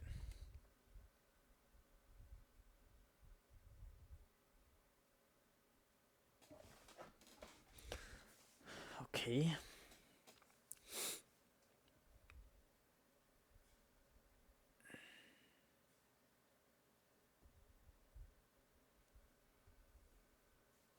Presum of I, so that's 0, and then gain of I at 0. And we're going to go to the length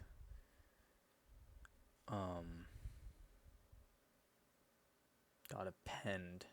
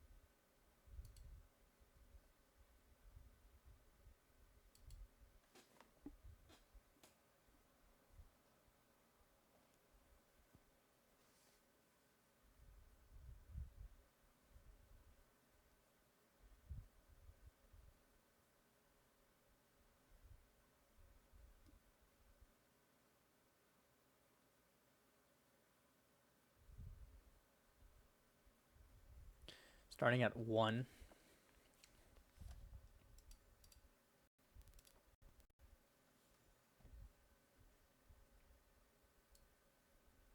Presum of I minus 1, or starting at 1.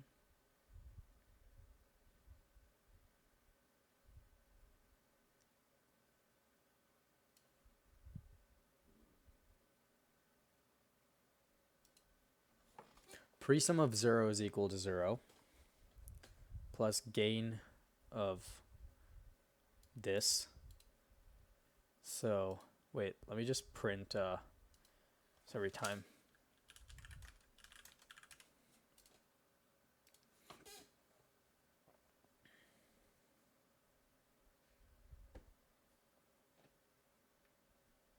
Oh, fuck.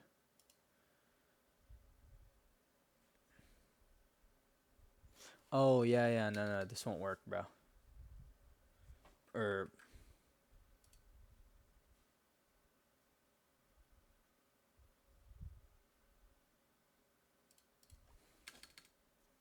no, this won't work. Bro, why is this not working? This seems so correct.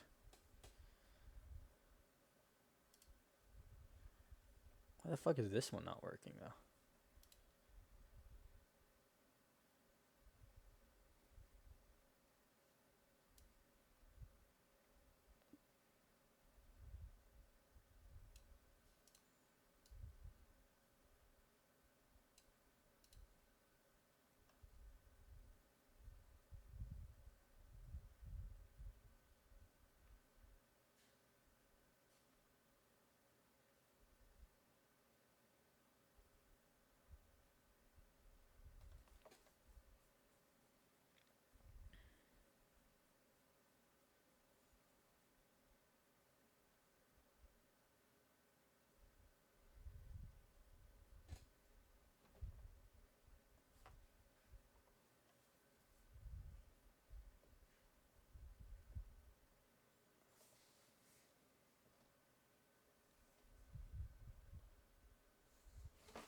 Why are we not capturing the last one?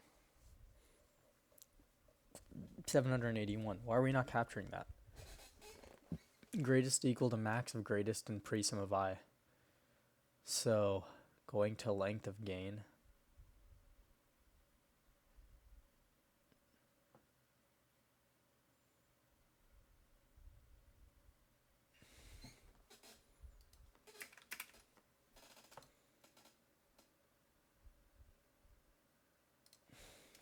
No. makes sense.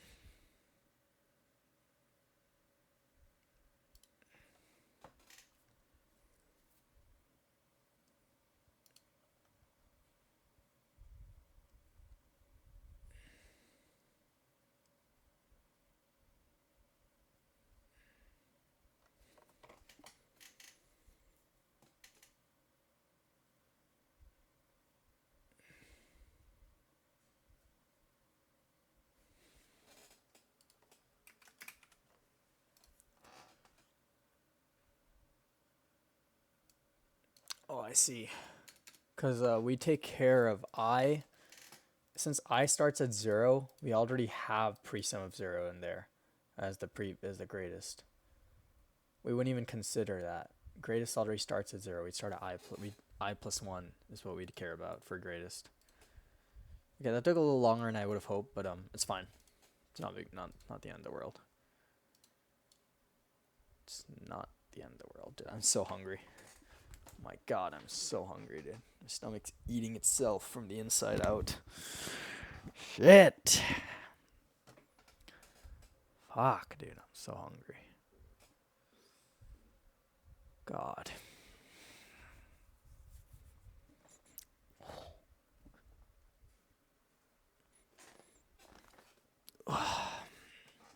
Gonna hit the gym tomorrow. All that good stuff, man.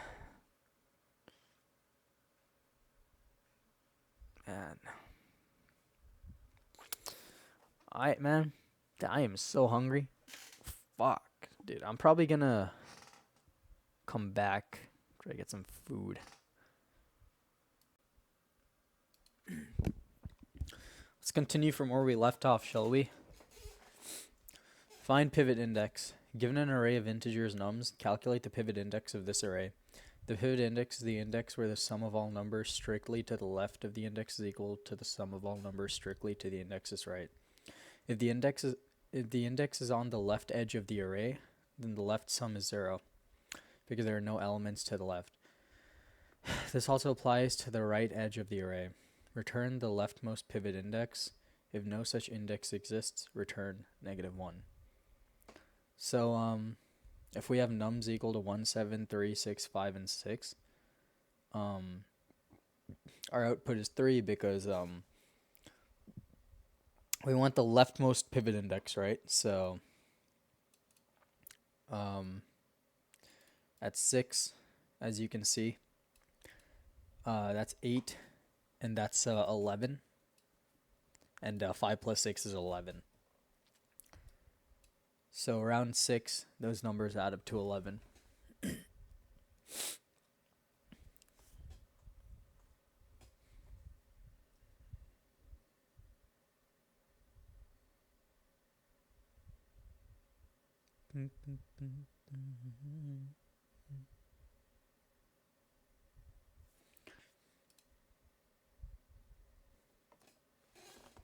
So how do we do this?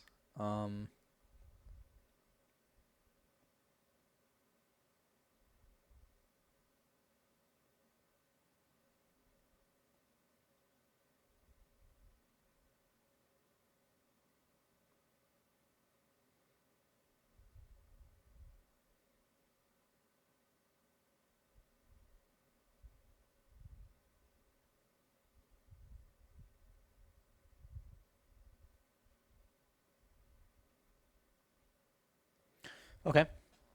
How about this? We take nums and we create a prefix nums array that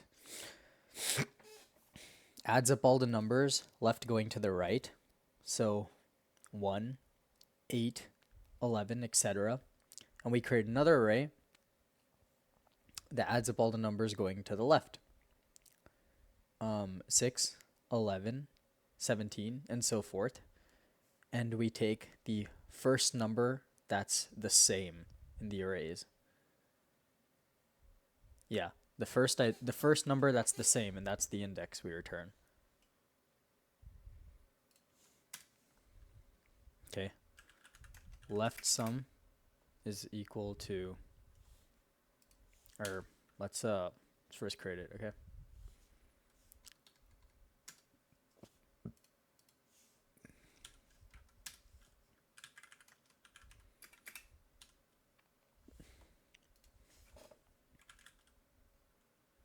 Nums of whatever is at 0, and right nums of whatever is at the length of nums, like -1, or I don't know why I'm doing that. Just a -1.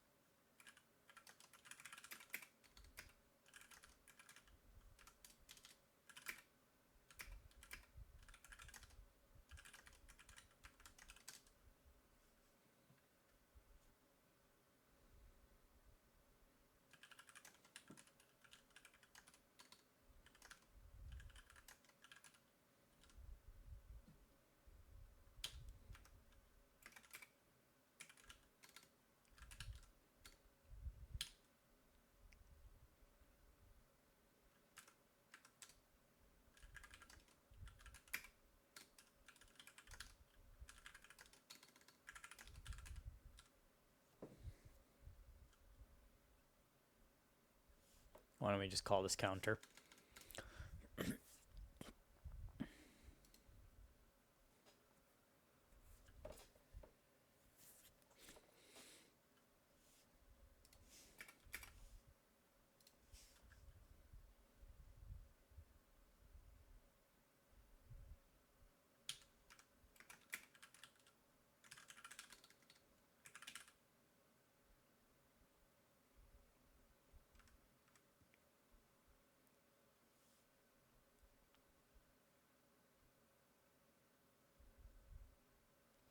No, because left sum starts at I, which is 0. 0 plus nums of I.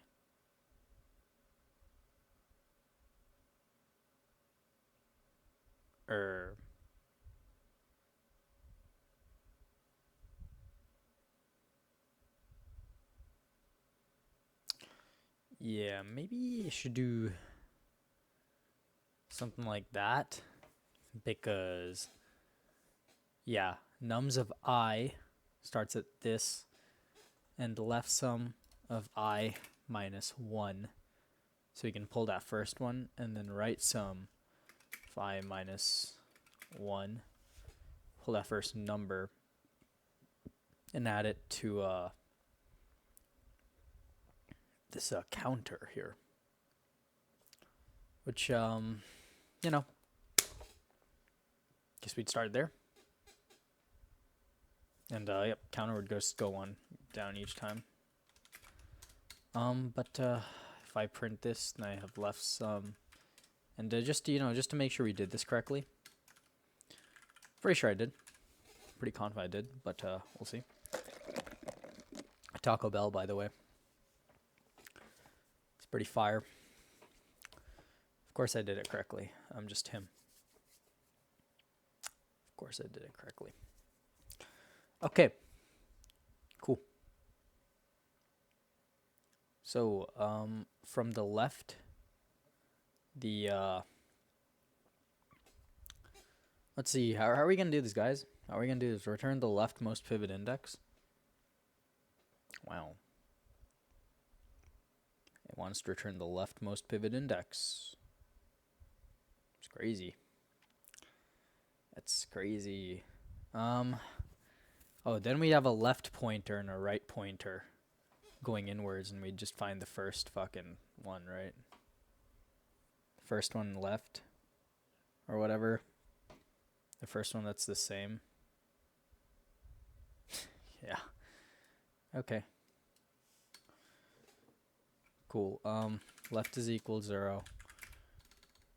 Dude, how is this easy? What the fuck? This is insane. This is not an easy, bro. What? Alright, bro. Sure. While, we only need to account for one of them, so all left is less than the length of nums, for example. If,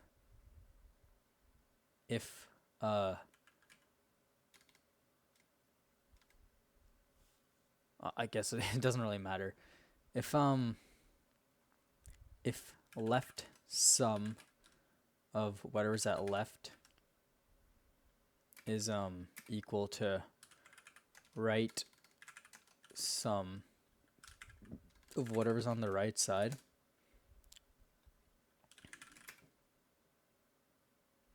then return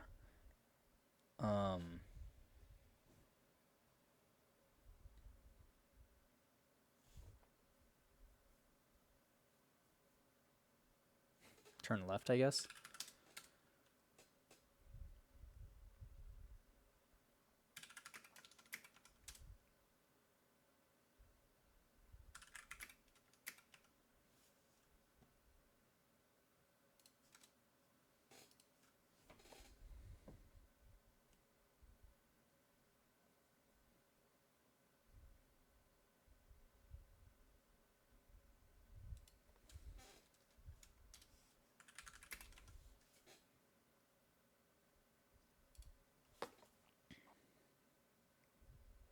Bro, is this not kind of an insane problem? Like, I got it because I literally solved it like a trillion fucking times. Yeah, it's my fourth fucking solution. Although the first two are in like 2025, but I've solved it kind of recently in like April, just about 5 days ago. Bro, what? What? Bro, this is kind of an hard problem. How is this a LeetCode easy, bro? LeetCode, bro. Fuck, dude. Wait, I have to subscribe? Oh.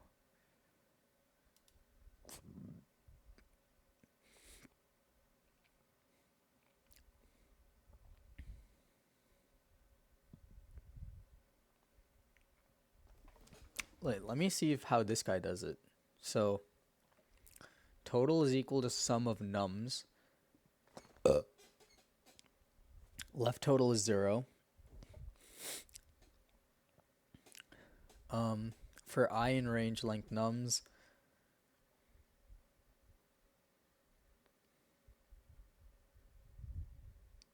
we're getting the right total. Yeah, that would make sense.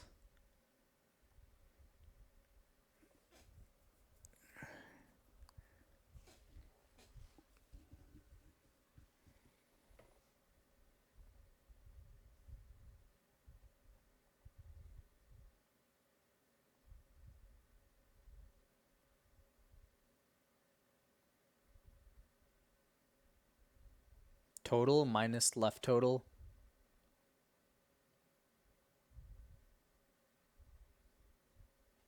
minus nums of I. Okay. Okay, I, because you have to include that too. Okay.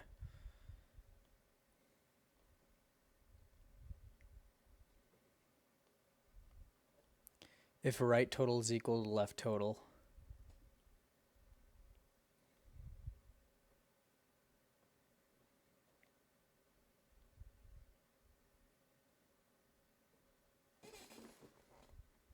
turn I.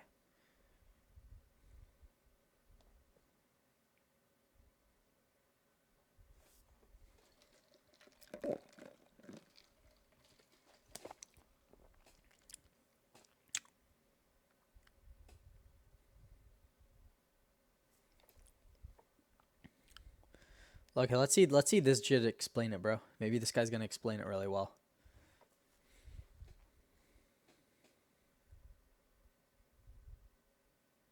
Easy.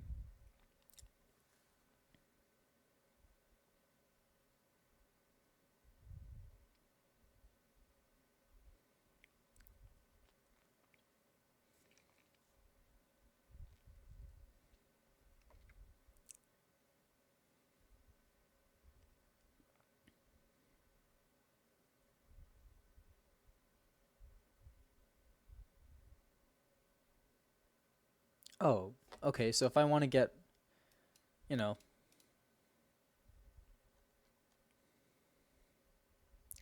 so this guy is creating right total first. So if I have this fucking thing, for example, we got left. If I want to get everything to the right of our index, that would be this. Then right total is equal to total, which is everything, minus this shit, minus left total. Okay, it's 0. So it's just minus this, basically.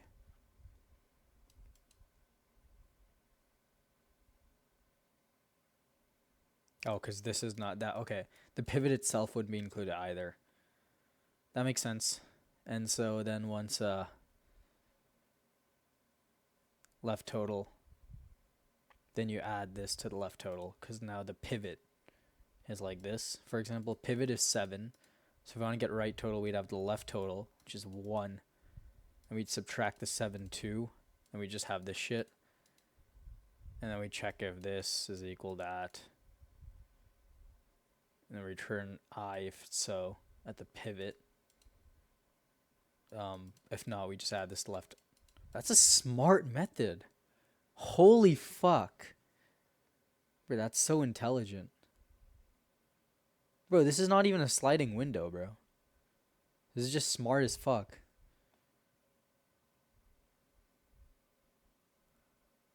Bro, I mean, this kind of is a... Wait, is this sliding? It's not a sliding window. It's like a... It's like, I don't even know, like... It's just some intelligent-ass method. It's like... I don't know. It's not really a two-pointer. It's not a sliding window. It's just smart. It's just like really smart.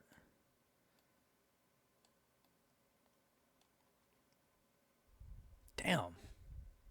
Okay. Bro, my method is garbage compared to this. Like, look at all this shit.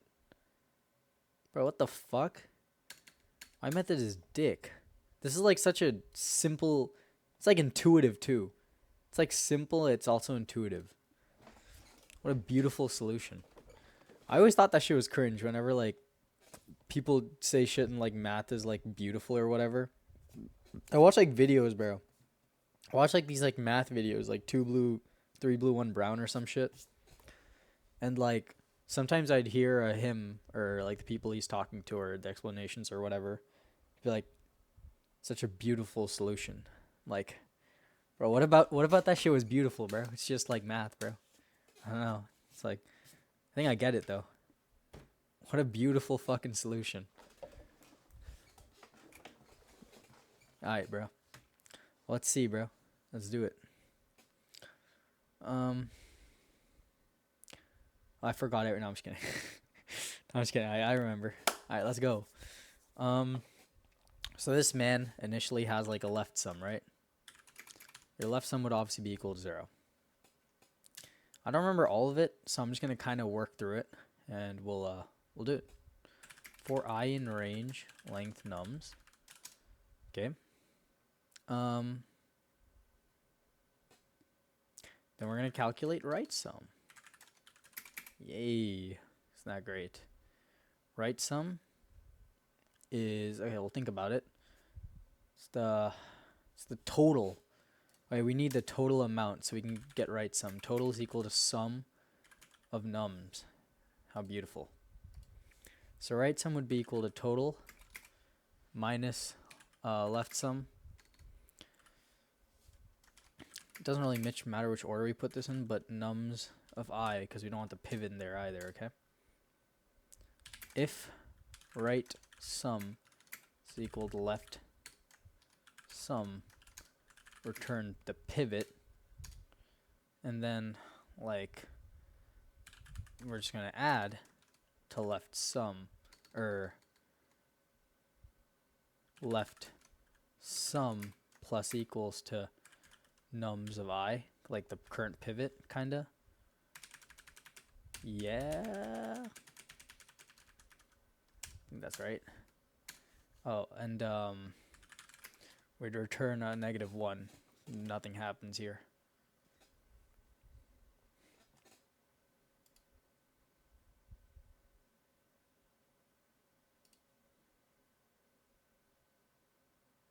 Bro, that's insane!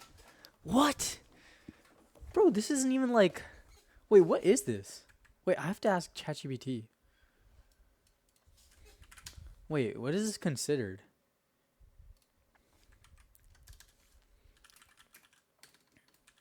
Is this solution to the pivot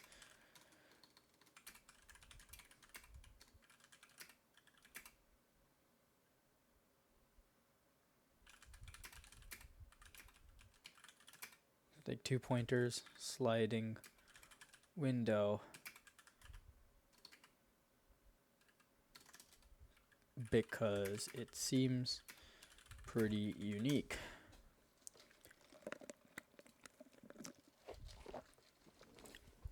It's prefix sum. I mean, yeah, it is prefix sum. That's a classic prefix sum. It's pretty different though, because I have a left sum and a right sum.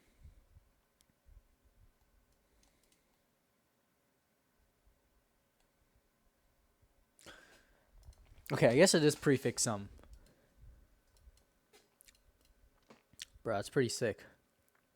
I'm gonna stop obsessing over this dumbass fucking problem and go do this shit. What is this? Okay, let's get rid of that. Oh, I never did this. Move zeros. Hate this one. That one's fucking terrible. Okay, guys, arrange some query. Alright, some shit. Let's do it. Given an integer array nums, handle multiple queries of the following type. Calculate the sum of the elements of nums between indices left and right inclusive, where left is less than equal to right. Implement the numArray class. So numArray of the integer array of nums initializes the object with the integer array nums.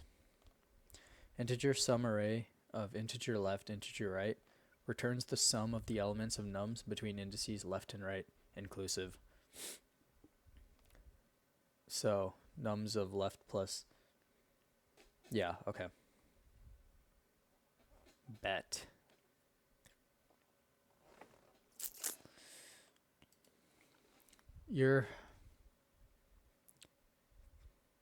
Calculate this.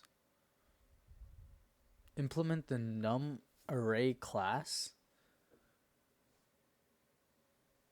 NumArray. Initialize the object with the integer array nums. So like self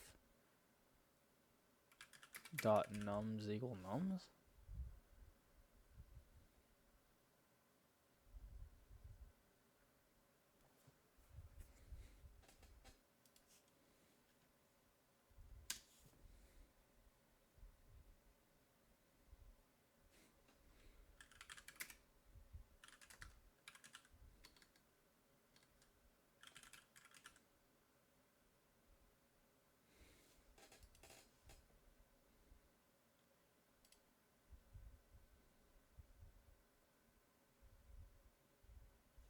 Wait, what? What do they want me to do? Understand.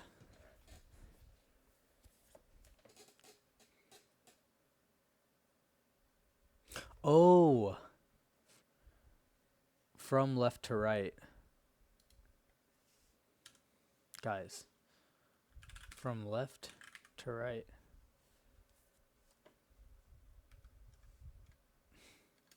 Or, I guess just a for loop. For I in range left, right plus 1. A sum. Like a fucking sum variable. Or just O is equal to 0. And O equal to self.nums. Are they just teaching us how to use like fucking this shit like self or something? What's the point of this? Seems like kind of easy as fuck. Okay. Dude, why am I beating 12 point? Wait, did my computer just lag or something? Why that shit do so ass? What? Yo. Bro, did I do this like terribly? For loop.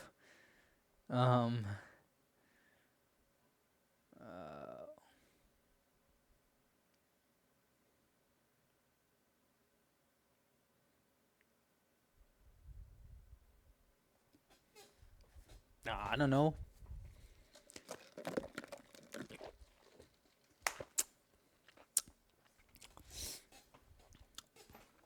I have no clue, bro. I have actually no clue.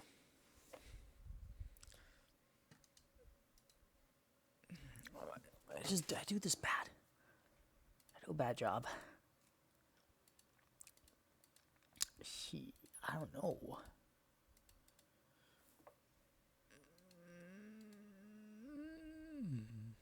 I don't know. I don't give a fuck. I mean, I guess it works. If it works, it works. Oh, by the way, I'm doing some hashing too. Because the point of doing all this shit is to catch up to where I'm actually at. Fuck, dude. So much fucking LeetCode. It sucks. Where am I at? I did this. Did missing number. I think, did I do missing number today? Yeah, I did missing number. Okay, so I have to do that too. Alright, guys, let's do this one. We're doing move zeros last, because that shit sucks, dick. Pentagram is a sentence where every letter of the English alphabet appears at least once. Given a string sentence containing only lowercase English letters, return true if sentence is a pentagram or false otherwise. Okay. So a sentence the English alphabet has 26 letters. So yeah, what the fuck? S is equal to the length of set sentence.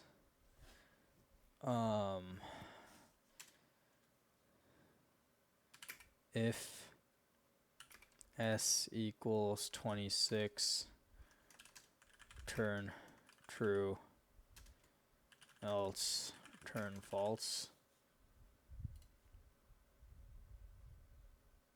Okay, we're done. Let's go. God, that was so hard. Oh my god. Oh wait, I did this one earlier today. Let's reset. Touch it. Okay. Given an array nums containing n distinct numbers in the range 0 to n, return the only number in the range that is missing from the array. Alright. So, we have input nums is 301. Our output is 2. Why is that? It's because we have 3 numbers here. So, it's supposed to be 0, 1, 2, 3. So, yeah, so we're missing that 2. Okay? Yeah. Okay, so n is equal to length of nums because n is equal to 3. So n is equal to length of nums, right? You know, n is equal to 3 since there's 3 numbers. So that has to be 0 to 3. So let's have an expected. So basically how I want to solve this is I'm going to go through, I'm going to set n is equal to 3, and I'm going to have a first for loop, which goes from 0 all the way up to, or just from 1 all the way up to 3. And it's going to add all of that shit up because that's our expected value. You add 1, 2, and 3. So, you know, our expected is like 6. And and then you can subtract that from the sum of our current nums, and we can get the answer. For I in 1 to like length of nums, we don't really need n. Just length of nums. Or no, since it's supposed to go to given this, our expected should include 3, so it should be 0, 1, 2, 3. So plus 1 maybe.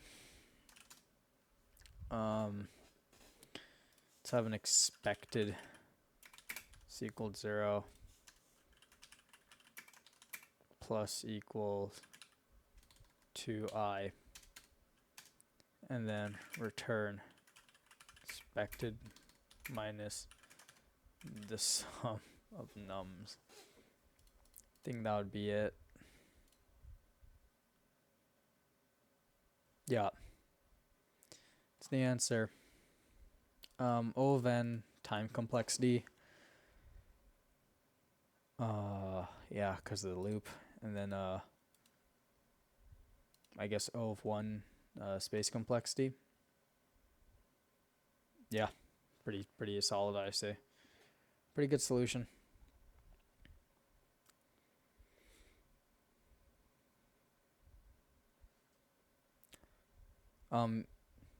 Yeah, sure, whatever.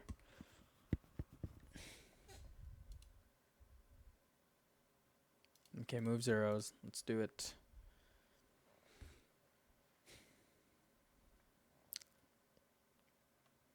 Last one. Given an integer a nums, move all zeros to the end of it while maintaining the relative order of non-zero elements. Note, you must do this in place without making a copy of the array.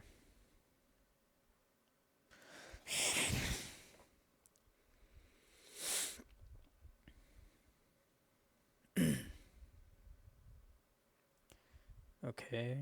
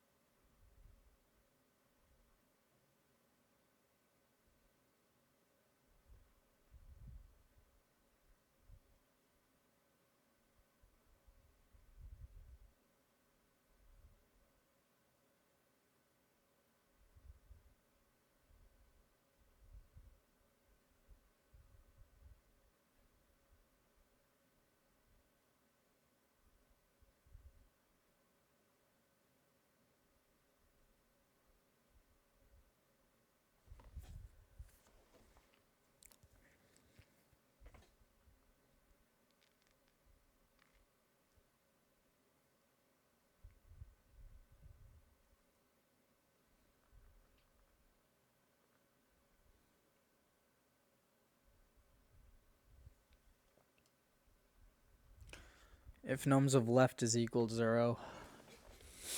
Let's really think about this, okay?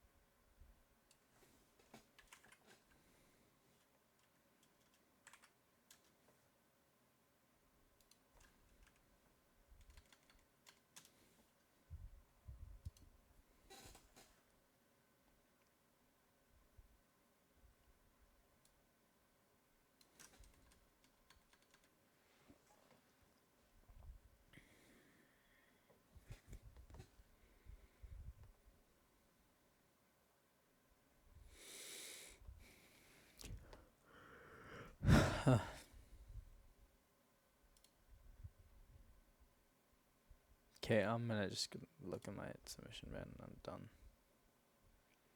Apparently I did this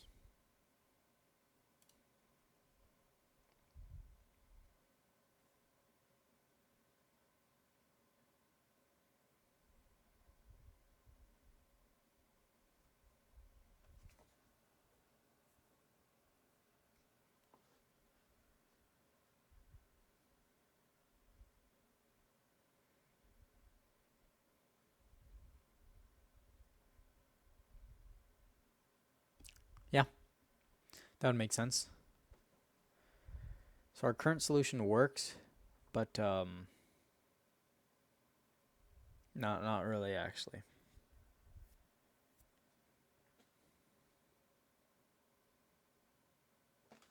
Okay.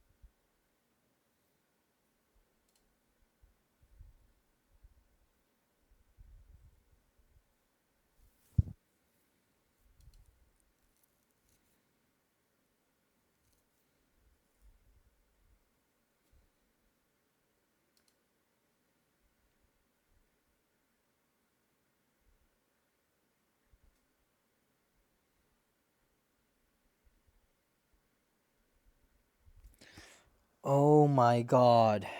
I just realized. Fuck.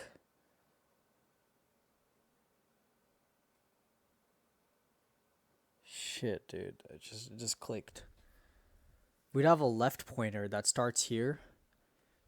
And the left is basically a placeholder so that every time a switch happens, the left is going to go up one because that spot has already been filled. The right pointer is a pointer that looks for non-zero elements, so it can switch them out with left. Because once we filled this first spot of left with the 1, we know that the 1 is going to be there forever. Because that 1 is, relative to the order in this array of non-zero elements, it deserves to be first. So it'd stay there, and left would go up 1. And after left goes up 1, right would keep looking for the next non-zero element, and once it finds 3, it would switch that out with where the fuck's here. And then left would go up. Oh my gosh. That makes sense. That makes sense. That makes a lot of sense. So let's code that out, okay?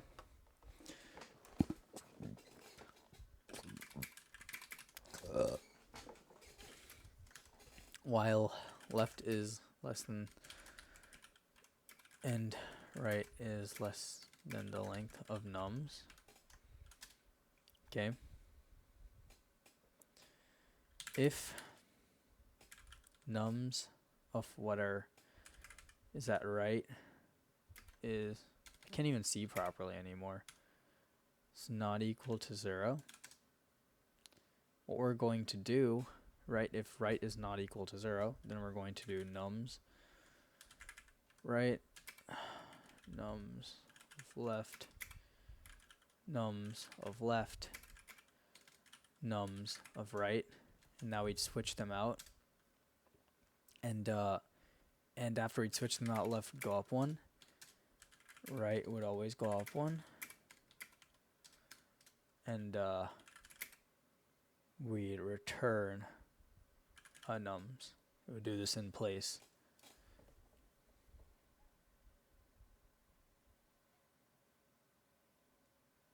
Type. And that was the solution. And I think that's, well, I have to go check, but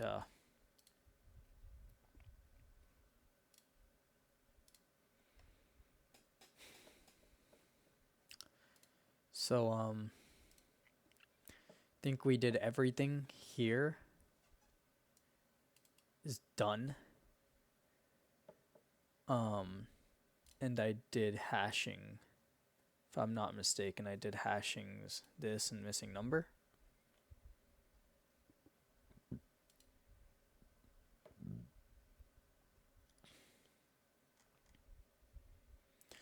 Okay, cool. I'm caught up.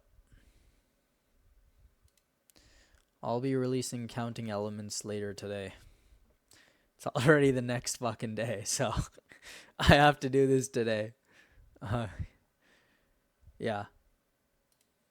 All right, bet. See ya. Finally, man, caught up.